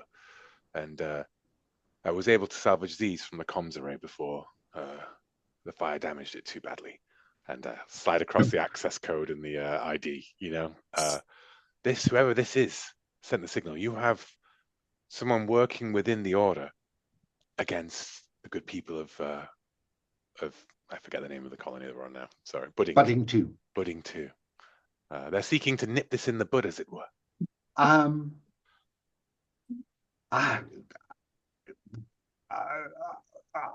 He says nothing. His jaw drops. And I don't think you even have to roll to convince him to plug this ID number into the system.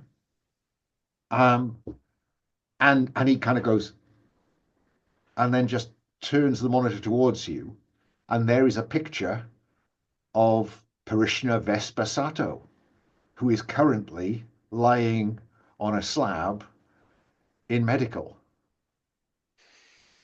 Oh, that's what you call a dead end. That's a great line to finish before the break, right? Exactly, That's exactly. what you call a dead end. Yeah.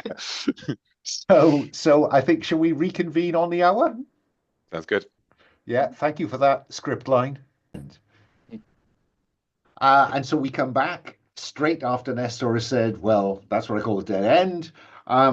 And yeah, is it a dead end? What is what you know, what are you going to do with this apparent kind of confirmation that Sata is the one who sent the signal into orbit, and then tried to kill Rillisk and or Green? And does this have anything to do with Jax's encounter with the snag? I mean, is it right to say the snags have agents? There's probably a slang term for a kind of an instigator, somebody who's more versed in gangster sort of should provide that because I don't know it, but So this is where we're at. Rillisk, you've unmuted. Is that because you want to say something, or Well, because I think, to be honest, and I've been wondering this the entire way, what again is it that brought us to this colony? Because we a sort simple of cargo run? a simple cargo run, which we've achieved. We've delivered our cargo. Yeah. But now it's our missing Deacon. So I guess what we need to do is we need to investigate, right? We need to talk to people. We need to look into Vesper's like the comms array was destroyed, so there's probably not much in terms of like who were they talking? Were they talking to anyone on like? Is there like a relay system for communication through the gates? I mean, based on what Jax found from very early on, there was a burst of signal that would have allowed those rockets to home in on the colony. Yes, yeah. So, but that went from the signal, from the comms up into the atmosphere. Yeah. But I mean, like in terms of like communications inter-system or out of system in the past, like who was sort of talking to. Yeah, no, I don't think you've got any evidence of who she was talking to, but I think the comms array now has given you what you're going to get. Yeah, no, I figure, and now it's a badly damaged smoldering heap on the thing, right? Exactly. And the data you pulled is for the last 24 hours. Yeah.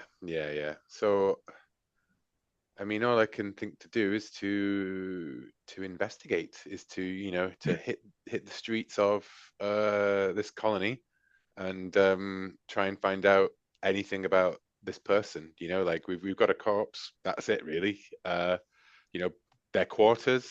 Like ask like the dean. Who knows?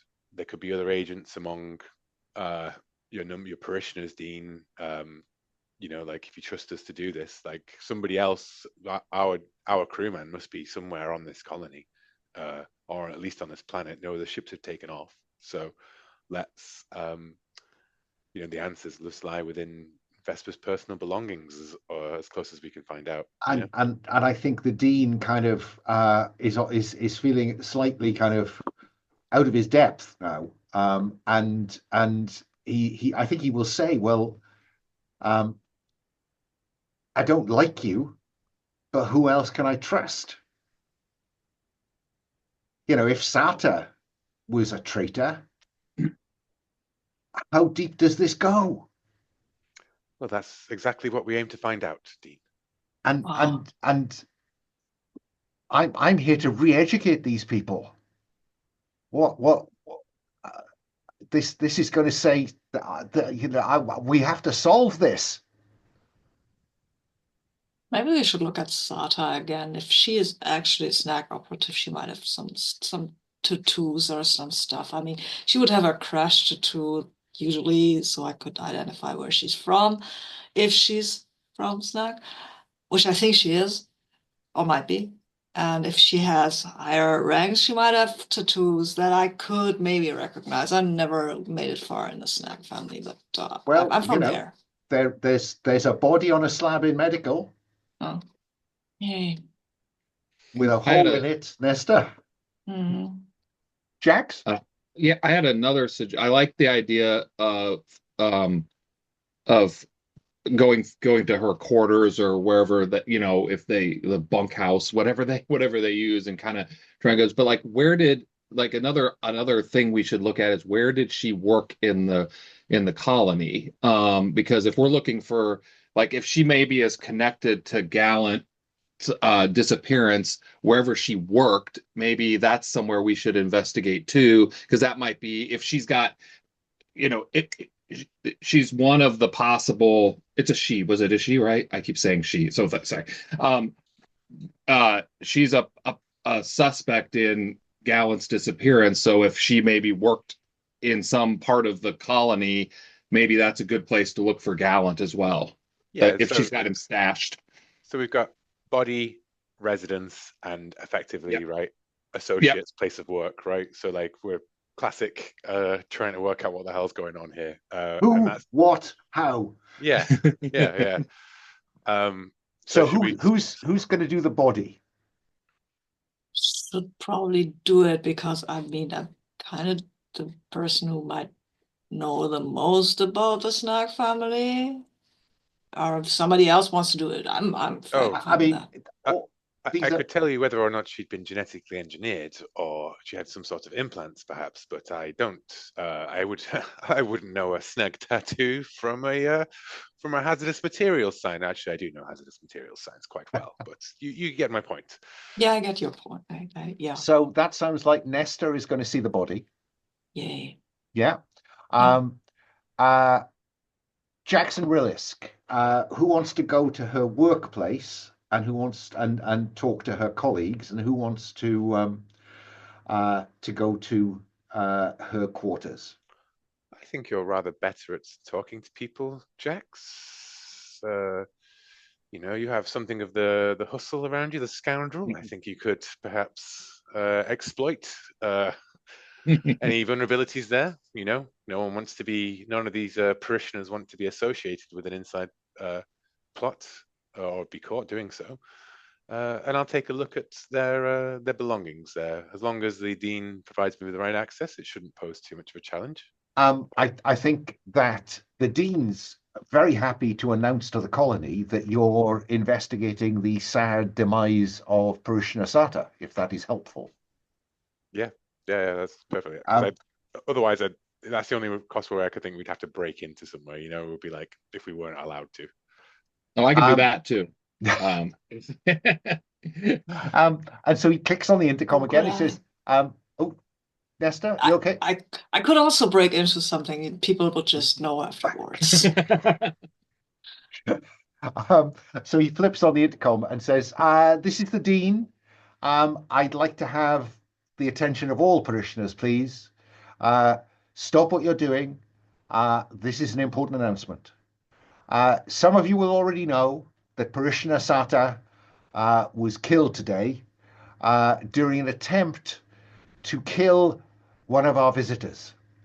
And as a consequence, whether deliberate or not, I cannot say, she caused the explosion that has destroyed the communications array.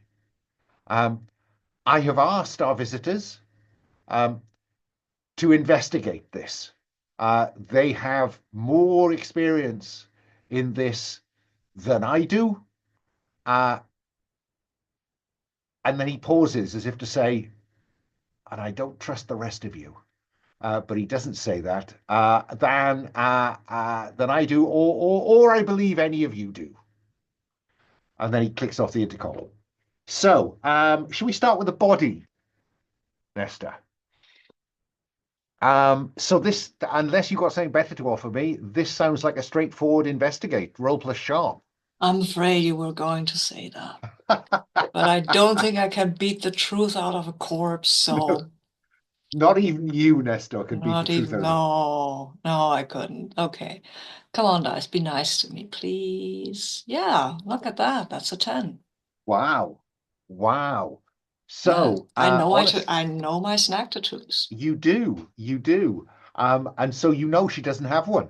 Oh, that means that she's not a snack because we all get the crash tattoo. And Uh, I can look at the place where it should be and figure out if it and so, had been taken yeah, off. you look I mean, Mm. normally they're worn Mm. quite openly, No, because your crash yeah, tattoo is something you're relatively proud of.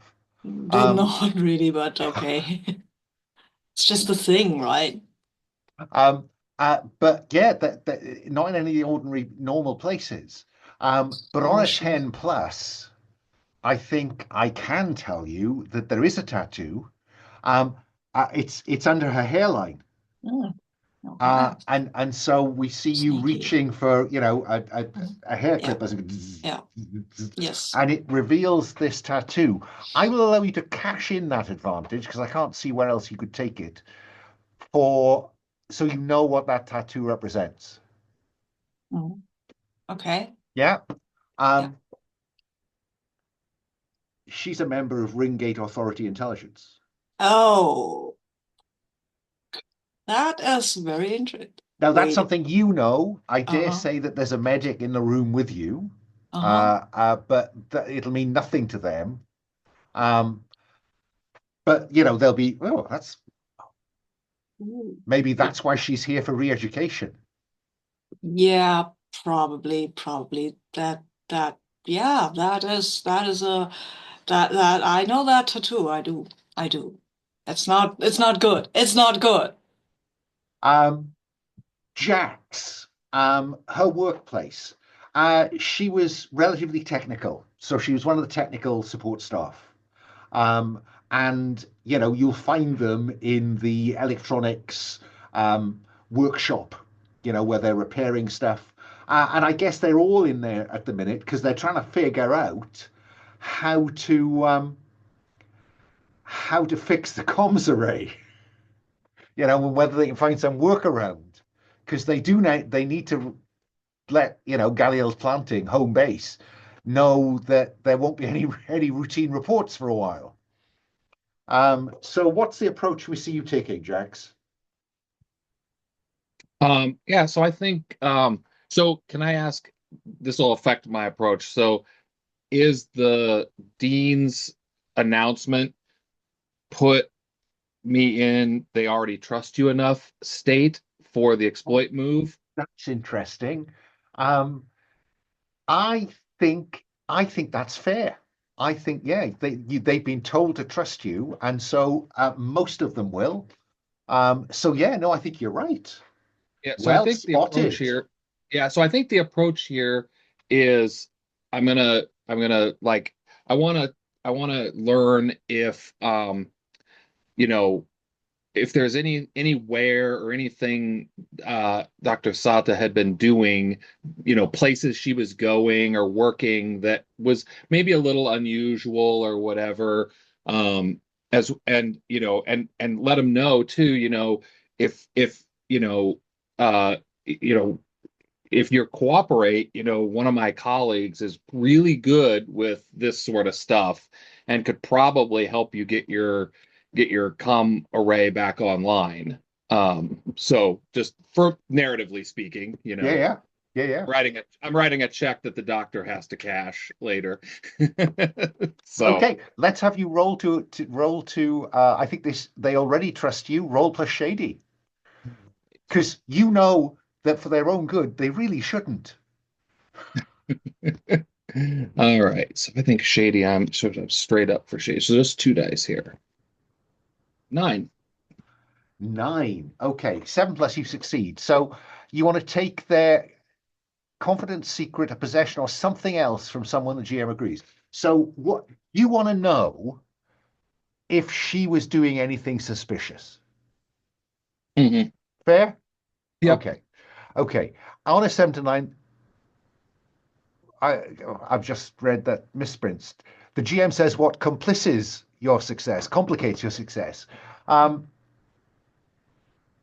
I think it's blatantly obvious what you're trying to find out, because you've been very kind of straightforward with what you want from them, and that matters now or later. I think it's going to matter later, because I think people are going to talk about this conversation. Yeah. So other people are going to find out about this, I think. Whether that matters or not, we'll find out later. But right now, um, she was the perfect. We couldn't work out why she was here. She had some story about, that she'd somehow, misspoke to a superior, and that's why she was here for re-education. Um, but she seemed the perfect follower of Galileo. She always turned up for services. Um, she'd obviously learned her lesson very quickly, because she always obeyed every order right down the middle. Um, but so the most suspicious thing, I guess, is why she was here. I mean, she was really good at the tech. She could make that comms array sing. I wish she was here now to help us fix it. Does that seem like a fair answer, or Yeah. do you want to kind of follow up, because I want to make sure you've got something valuable out of that. I think the only thing I'd maybe want to follow up on was, where did she spend? Because I think I want to angle it like, is there somewhere where if she took Gallant, where would she have stashed him? So that would be the only thing I'd want to follow up on. Um, and so, Well, I mean, she spent most of her time in the comms array building. okay. So we just blew. So hopefully we didn't blow Gallant up. So, Or what's actionable out of that information? Well, that's what I'm feeling. It doesn't feel like there's much actionable out of it. I'm trying to think where to go with it. right. Associates? Associates. Yeah. Let's use associates. Yeah. She was. You'd see her sometimes eating with Nazari, parishioner Nazari. That rings a bell, Jax, because that's the guy you had a knife fight with. Yep. Indeed, that's now actionable. Yeah. Rillisk. I think parishioners are probably housed in dormitories, and they have a locker. Yeah. So what do we see you doing as you get to her dormitory, or once you're in there? Probably smiling briskly at the suspicious looks she gets from the other parishioners as she approaches the locker of the deceased. They've been told by superior that you are here on official business. Oh yes, that's why. So there's, if anything, there's slight deference. Oh yeah, I meant more like fear. Fear, yeah, yeah.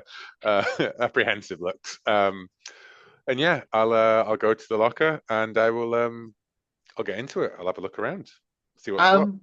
Yeah. Now, what's interesting is that the locker is locked, but it doesn't appear to have a lock. And I guess that you will see somebody else, just because they are a bit nervous. So one of them, swiftly is closing their locker and leaving the dormitory. And they go, and you see their locker just kind of creaks open a bit. It appears that they cannot be locked. Rather odd. Well, given that I have full authority and the tools to do so, I'm not trying to do this under any kind of pressure or anything like that. Do I have to roll to break open the locker? Oh, I think this is construct or deconstruct, isn't it? Okay, sure. Yeah. I should have brought Nestor. So lever it open with a tool, or finesse it, because you've got time. I got time. Finesse? Yeah, let's finesse it. I think, then I can tick that box. I think it's a case of studying it for a while, carefully applying any of those principles that I gleaned from studying it. Yeah, yeah. Would that have to use my engineering kit? Because that Well, would put I'm me at just disadvantage. I think, yeah. I mean, yeah. No, I think that will. It's disadvantage to use the engineering kit. Um, so yeah. I mean, I think you are down to force here, actually. Because the engineering kit would be the way to finesse it, wouldn't it? Yeah, then it's mathematically better to use force than it is to use finesse and get disadvantage. Okay, I believe you if you tell me that. Well, having disadvantage is like a minus 30% or something like that, isn't it, on a die roll? So 2d6, and I flats. won't disadvantage you for using the crowbar that's in the kit, Yeah, good. That's a 7. which is okay, I think. Yeah. So you succeed. 7 to 9. I'm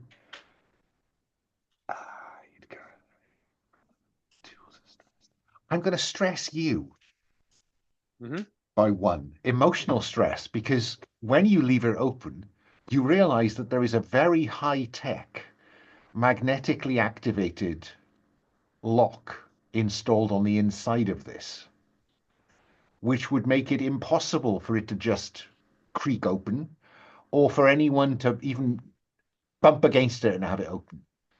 This would require a key, in effect, to open. Yeah. Which again I'm imagining reinforces. that the crowbar just breaks the door, Exactly. rather than Yeah. pull it Oh open. yeah, absolutely. Yeah, the hinge side comes off. Yeah. Yeah. I think that's lovely. And that is a highly technological solution to locking a friggin' personal locker. What a waste to put such a beautiful piece of technology alongside, and she kicks the tin of the door along this shoddy materials. Yeah. And inside is a small black box, and behind, the remaining suit of clothes she possesses. And they're not allowed much in the way of personal possessions. So there's a small black plastic case. I will take the plastic case. And I suppose this is a hypothesize move. In when you investigate an unknown or novel situation, choose your hypothesis. It has value or promotes the agenda of an individual or faction. Seems probably where I'm going with this. I mean, I think that links to it has a purpose or function, but Yeah. I think those two questions are really and source or origin, they're all rolled into the same thing really here, aren't they? Yeah. What does it do? And where would I think it came from, basically? I think this is a structural example of technology. Yeah, sure. So roll plus finesse. And now I get to take it. That's a 7. 7. On 7 plus, the GM will provide you with relevant information. Yes. Introduce a complication that was revealed by your investigation. Okay, I think that you open it, and there's a very nicely kind of foamed interior in the shape of a gun and a stock. But also the complication that I'm going to introduce is, as you flick it open, a little red light starts flashing in the corner. And a recording plays. You know what you have to do if this mission goes badly. Sing. Yeah. Which is a different name to... Exactly so. We will send an extraction team as quickly as we can.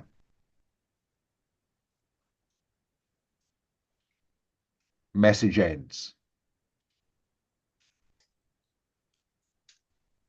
So, where are we at when we get back together? I think we've got the clock is ticking on the extraction team. I think Nestor has identified the nature of that potential extraction team. And Jax has a lead to Nazari. Where do we go? What do we do? Jax? So assuming so we're all together, Yeah. I think I mean, this is getting kind of heavy. I said, I think our priority should be finding Gallant, and I'm not overly interested in being here when a ring gate extraction team shows up. I think we should double down on trying to find Gallant, and maybe it might be time to skedaddle. And maybe get paid. Yes. Yeah. Yeah. I mean, we're not here for charity, right? No. Don't let me have you leave before we use the getting paid move. I'm not rolling that. We did bring cargo, so you there did. should be You did. that. Yeah. I mean, we are actually not here to solve ringgate assassination plots or something like that. No, we have just deepened the setting for much of this, but there is a getting paid move you need to do. Yes, I know. So, what are we thinking then? Well, we can, of course, we should try and Gallant, of course, but we don't have any leads beyond these mysterious skullduggery, and the only route leads us towards Nazari. This man Nazari. I'm not familiar with the man myself, but perhaps the three of us, and when I say the three of us, I look at Nestor pointedly, were to have a quiet word with a strong voice. We might, given our authority here now, we might get some answers, and hopefully answers that will be quick, short, and allow us to leave before Ringgate Intelligence arrives to find one of its assets has been killed by us. Well, she's shot first, okay? Yeah, I'm sure that Ringate Intelligence will give that all due consideration. Yeah, I know that they won't, but yeah, I really so like I'm into because given that we're about 20-30 minutes out from the end of this episode, I'm inclined to hard frame us into a scene where when I'm going to ask Nestor how he approaches Nazari. I'm going to ask Rillisk and Jax to set the scene in which that happens. So, Rillisk, where is Nazari when you are when you're going to front him? I think they're on their work detail. I think that they are out, like in the storm, on their own, on like a like an edge of the perimeter, maintaining some sort of fence or piece of equipment or something like that. And the wind is howling around, and it's the perfect place for a big shadow to come stepping out of the storm. And I would also, just before, I'd be happy for my favor with the with Galliel. with the Galliels to be used in this, is in the sense of like, we've got license to do what we want to do with you, like it's leverage to, because he's technically under the Galliel's orders, he is authority, right? So it's there on the table if it wants to be used. No point me holding on to it. Jax, is he alone, or is there somebody else out on this detail with him?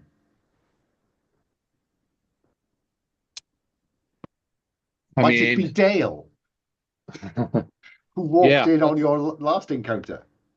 Yeah, let's do that. Let's make it interesting. Okay, so he and Dale are out just checking the boundary. Ostensibly checking the boundary. Right? Well, no, I mean, I think that's the detail they're on. Nestor, tell me how you approach friend Nazari. Did Jax tell us about the whole knife thing? Oh, yeah.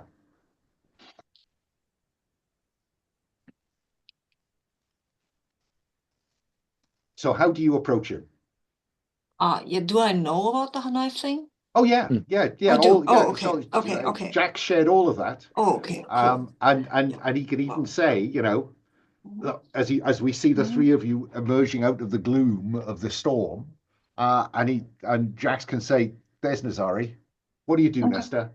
Yeah, I mean, go up to him and say, "Hey, heard from my friend there that you really like knives." And he turns round, and I don't know if Nestor is a big person, but Reasonably big, he yes. he metaphorically looks up, as if to say, "Oh, this," because you've got power armor on, for God's Yes, sake. exactly. That's why that makes me even bigger. Um, and he looks to Dale as if checking that Dale is kind of on side, and says, "What's he going to do with you?" I have a friend, Deacon Gallant. He also likes knife fights, and I was wondering if you could provide me with his location. Um, how would I know? That's And the then, of wrong course, that's Jax and Rillisk emerge out of the yeah. gloom behind you. And I say that's the wrong answer. Nasari. Look, this is me being friendly. I also have sugar on my nose. This is me being friendly, okay? Do you want me to get unfriendly and show you what I can do with a knife? Is this compel with force? Yes. Let's have you convince him and compel him with force. Okay. Should I take the advantage thing here in this roll, guys? What do you think? Oh, maybe, wait a minute. I'll roll and somebody, if I fuck up, somebody can help me, right? That's maybe easier. I've got a 6, I've got an 8. An 8. Now, it is always possible for a crew member to step in. You don't have to fail to have a crew member step in. If you want to turn that 8 into a 10, if somebody wanted to step up and tell me how they aid their crew member, I'm very happy for you to do so. At the minute, they'll do what you want so long as it won't put them in at direct risk of harm. But you may have to sweeten the deal. I think Jax may be better placed Yeah. than Rillisk to do so.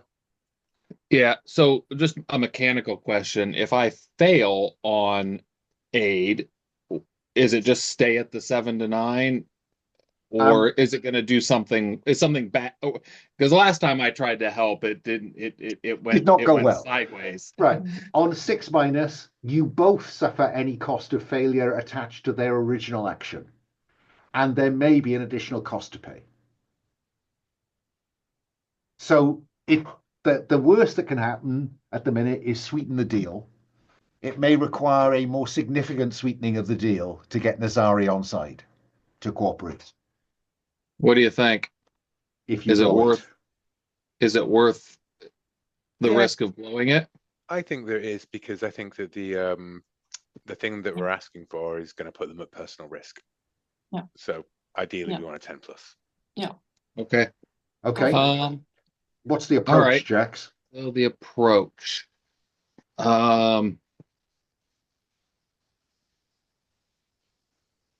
Maybe using Shady, I'll promise. I'll maybe promise that we'll just let us know what we want to know, and we'll let you be, because I'm not entirely sure Jax is going to let him be. So is that shady? Oh, I think that's shady.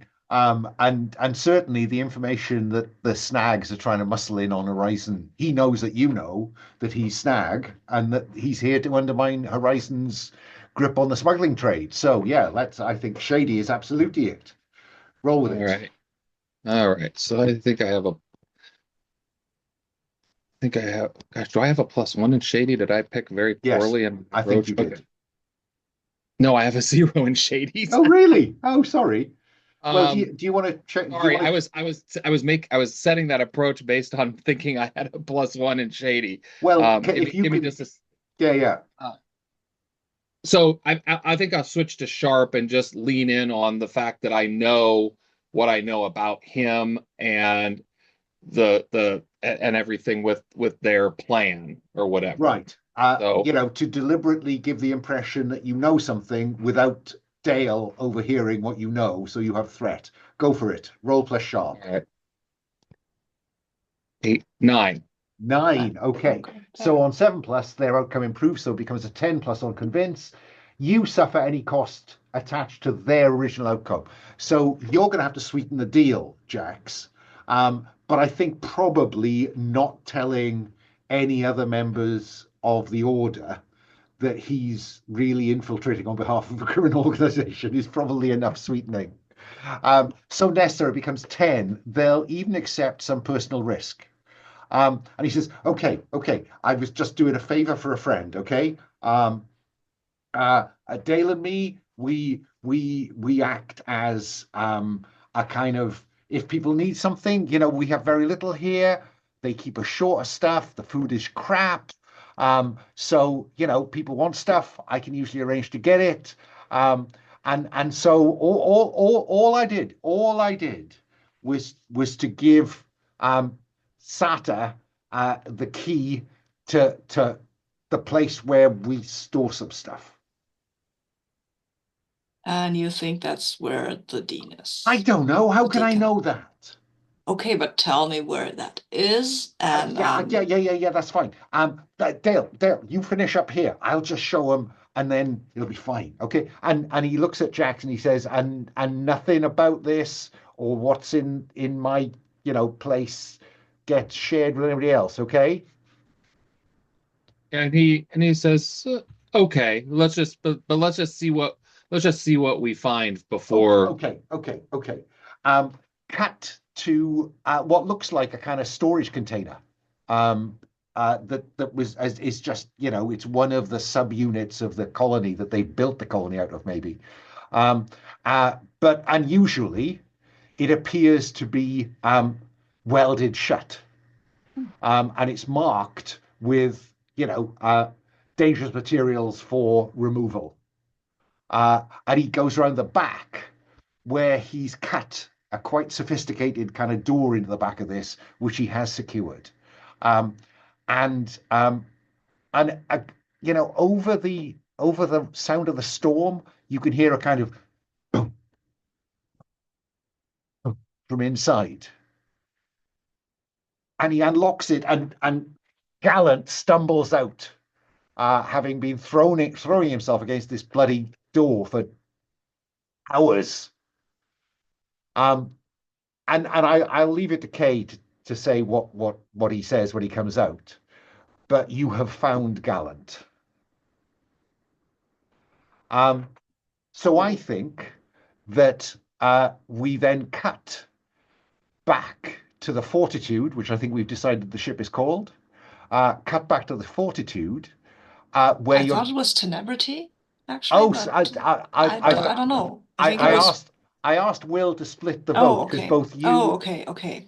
Because I have to say, I find Fortitude easier to say than Tenebrity. I much prefer Tenebrity as a cool name, but I think that the TV show, the producer would have heard the writers put that in and then would have gone, no, we have to say Fortitude every episode. Like Tenebrity's gonna, it's not gonna sell well, okay? And will people know what it means? Was it some kind of special celebrity? Damn it, I'm not even a native speaker and I know what it means. Yeah, no, I was very impressed. I had to look it up. So I asked Will to split because both you and Kay were keen on both, and Jax Joe hadn't expressed. So it's Fortitude it is. So I'm going to cut back to Fortitude, where you're sitting there, pleased that this is all over with, but we do need to roll the getting paid move. So who wants to take the responsibility of rolling plus hospitality? That is a ship characteristic. It's to do with how good you are at fulfilling jobs technically, not about all this stuff that goes on the side. And hospitality is +1. A cheap meal and a free drink is about as far as you can go in both getting work and satisfying customers. So, who'd like to roll the dice for getting paid? Question.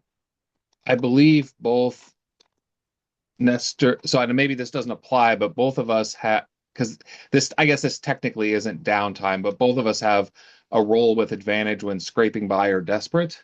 Yeah, it's not a downtime move, this. Okay. Right. Is it perhaps something that I can use that favor for? Aha. Aha. Aha. If you were to cash in that favor, I would give you advantage on getting paid. Because I think the dean might be very pleased to get this over and done with. Because he doesn't know Ringgate Intel extraction team is inbound. Yeah. So, and he might be quite pleased that you're so, you're willing to go. Yeah, okay, fine. Yeah, you found your friend. We apologize. I'll deal with anything else. Off you go. Yeah. So roll with advantage. So should I do the roll then? Okay. I think you're bound to. Okay. Because you're also the only one that's left that he likes or doesn't dislike. Yeah, true. We look at that, 11. 11. Well, 12 technically, so yeah. On 10 plus, choose 2. You're paid in full, otherwise you're paid 1 less. No one interferes, otherwise a faction takes action and or a backstory burden comes into play right here, right now. No one will hear about this job, otherwise word will reach another faction that you prefer didn't, or news will prompt a backstory burden to feature in the next session. Which 2 of those do you want? And now I will just remind you that this is a simple cargo run that we're in the business of here. So it is only worth 1. Mm-hmm. Well, we're paid in full and no one interferes. But people will hear about this job. Fine. So that's fine. So I am going to, now, if you want to go just to the ship and wealth tab, I'll show you how the wealth thing works. Currently, you are halfway up scraping by. And so for the one you just earned, click. I've just moved you 1 step towards breaking even. Next time, we will leave this system to go somewhere else. I'd quite like to know where you're going in advance, if you'd like to tell me that. We'll do a little love letter with Kay at the start of next session, just to see what happened to get them into a cargo container in the first place. But yeah, so shall we do end of session experience, and then we'll talk about where you want to go next, and then that'll be about time. I think maybe 5 minutes for start and wishes. So let's look at I'm going to go left to right. This is all the way down on row 59. So this is 1 complete XP per. So, Dr. Rillisk, was your backstory relevant for good or ill? It's not entirely clear, but I think it was, Yeah, because, you think you're the subject of the assassination. So I think absolutely, tick. That gives you 1 full XP in the little block of 6. Okay. I championed an ally or helped them take center stage. I set Nestor up to take down with the badass thing with the drone. I think good cooperation, so you get 2 XP out of this session. What about Nestor? Yeah, my backstory was kind of relevant with the tattoos. Yeah, absolutely. Even if it was a different tattoo, it said, the whole snag connection here was entirely on point. And did you champion an ally or help them take center stage? I helped Marion to turn off the fuel thingy. You did. So that gives you 2 out of this session. And what about Jax? My backstory is relevant for good or ill? I think all the stuff I did with Nasfari would count for that. Yep. Because we saw the horizon complication in here tied to the snags. We've got more setting detail out of that. Yeah, absolutely. And you just championed an ally, didn't you? Yeah, I guess so. Yeah, because that would have been not as an effective outcome otherwise. So you can get 2 out of this one as well. So you're up to 5. Went the crowd. You're just racing through the mechanical achievements process. So we got that out of the way. I am interested because we have an interest in different planets. So I want to leave Galliel's plantings. Yeah. So my question is, you can, from Galliel, you can go to Hub or the as yet undefined System E. So do you want to go to Hub or do you want to take a punt on what I do with System E between now and next time? I mean, the ring Ringgate authority Authority. thingy guys, they would come from the hub. So do we want to get into the Lion's Den? I mean, the job offers might be better there. Or do we want to go to E, which is, I Given don't that know. news of this job may have reached others. Yeah. Yeah, I mean, what did we do? We delivered cargo, right? Maybe shot a person who was shooting at us. Yeah, I suppose it's the question of, do we want to lie low in another location, or do we want to go straight at what the hell was Ringate doing? I mean, one question that remains for me is, if we assume that, Vesper did communicate to that mystery ship and that they fired those missiles at the colony, it was fired at the colony, not at us, correct? So what was it that why did Ring Intelligence want to destroy the colony? The actions against us could be our interference, could be a number of things. We all have explanations for those, but we don't know what the purpose of those missiles were. So it's well, go and find out, or it's go to lay low in a mystery thing. Let me offer you a choice of two routes then. Mm-hmm. Go to Hub and do some digging around the Ringate Authority on their doorstep, or analyze the logs on the Fortitude to get a best estimate of where that ship was from. I like that. Because the mystery ship originated in the as yet unnamed System E. Chase the mystery ship down. I like chase the mystery ship down, I think. Yeah. I'm down with that. I've just named the system Void. Do we get paid for that, though? Well, you may want to seek a job that takes you to Void, and then you would get paid for it, because you will have expenses to pay on that side of the ring gate. Oh, I mean, before we leave, can we do that? What? Get a job? Well, I mean, yeah, that works. They wanted to destroy this colony, Dean. This goes deeper. We've uncovered so far, but you don't have any ships that can follow. You don't have any men, but we'd be happy to take this. To look into this further and to find out. I think the trouble with this is Dean never wants anything about this to reach head office.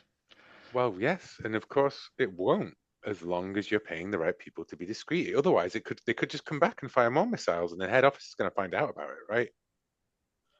I don't know. This is a pretty poor colony, aren't they? Can they even pay us? I was going to say the other option would be something slightly less above board, because there's somebody on this colony who's smuggling things in and out of this colony, and so if things come in, something has to go out. So it's possible that we could see if Nefari has anything for us to take out. Well, look, I tell you how we can play this, right? The way this works is that you tell me the kind of work that you want. And at the moment, what I'm hearing is you want Dean Archibald to sponsor an investigative job. Because if you look at the scraping by bit, it tells you the kinds of jobs that someone of your standing could be trusted with. Right? So an investigative job would pay 4 wealth. If it involved travel through a ring gate, which it's going to, that would increase it by 1 to 5. And if this was to be just between you and him, this would be 6, because that's illegal.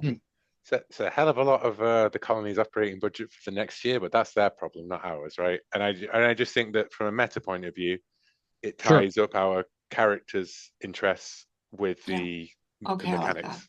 I like that. Yep.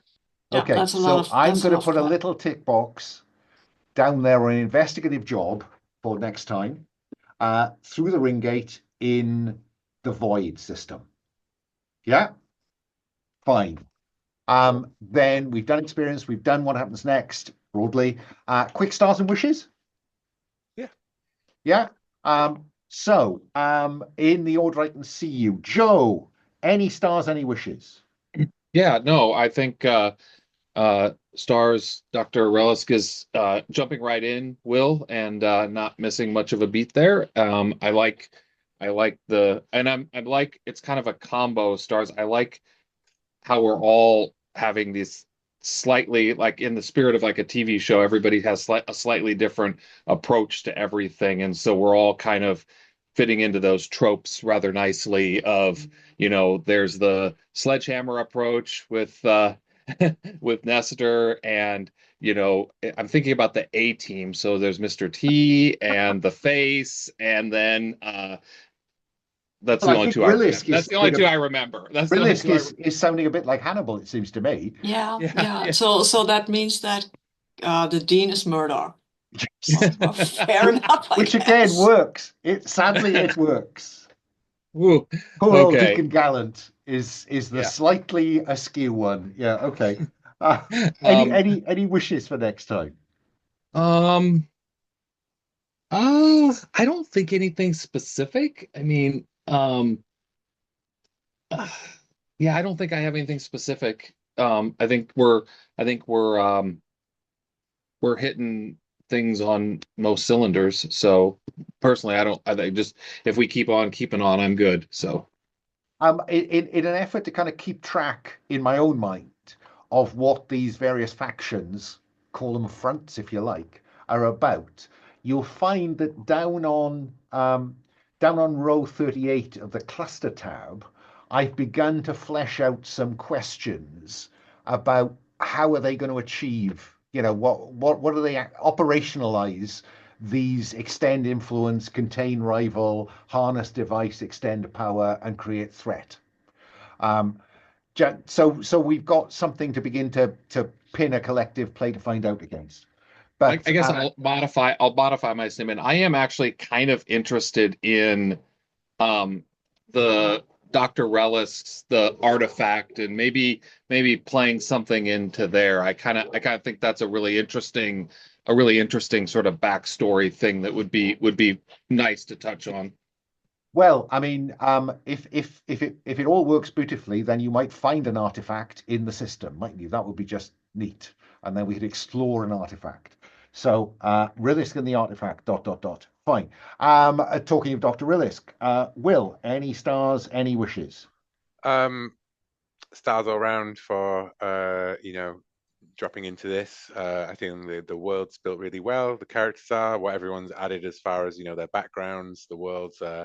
I love the snags. The snag family is a great one. I love how Nestor was referring to their upbringing on a harsh homeworld culture. It felt like we did come from very different backgrounds, and I think that worked really well.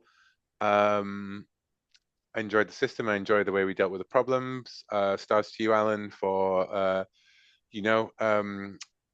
the I'm trying to think of a better way than like the treading water of like having a player missing from the last session, but incorporating that into the narrative, like keeping it going, but keeping us like occupied, like with something to do while that person and making that part of the story as well. And for being amenable to my suggestion there at the end about like let's try and tie this all together and get paid in a different way, like rather than it be like you find some other guy who also is happening to go there, which I'm very happy to do. Wishes 6 wealth. Yeah, I know, perfect, right? Like it's what we're after. Wishes, I guess a downtime action, Yeah. right? They're a thing. My big wish would be to do some exploring, so I'm very glad, like, because that's what I was hoping for with the chase the ship one, would be to go to somewhere where we're not immediately embroiled within like internal politics of a colony or whatever, right? But like a situation that we have to explore and space hop around kind of stuff. But yeah. Okay. My and wishes, yeah. Last but not least, Sabine, any stars, any wishes? Because I'm conscious of your hard out. Yeah, stars all around. This was a fun session. I like Jax being slightly shady and getting into a knife fight and then talking themselves out of a knife fight. That was a really fun. I also like Dr. Rillisk. It's good to have a scientist, some brain power in this group. That was fun. I'm sorry, I like that the dice made us blow up the whole thing, and we had to get out the communications device. That was really tense and it was fun. So yeah, and as character wise, I really like the dynamics that we had this session. And wishes wise, yeah, more of this downtime actions. I didn't even know they were a thing, but now I want to explore them. Yeah. And also next time, I really like to get into this mystery thing that we're in. Nestor might not, though. He might grumble a little, but yeah. As long as he He gets paid. he wants to get paid. Yeah, that's his priority. But if you get paid, well, sure, we I figure mean, this whole thing out. if you get paid 6 on this, that's kind of, whoa. Yeah, So yeah. stars from me. Joe turning the complication I thought I'd created into an advantage to talk yourself out of a knife fight, because I was sure Dale was going to be a problem for you. Thanks, Will, for diving in and doing the work before the session to get the character fleshed out. Much appreciated. And Sabine, Nestor is just a delight. He is such a kind of God, world weary. Can we not just cut to the chase here? Brilliant. So thank you for all of that. I will stop the recording once I have asked, can I post this? Thank you.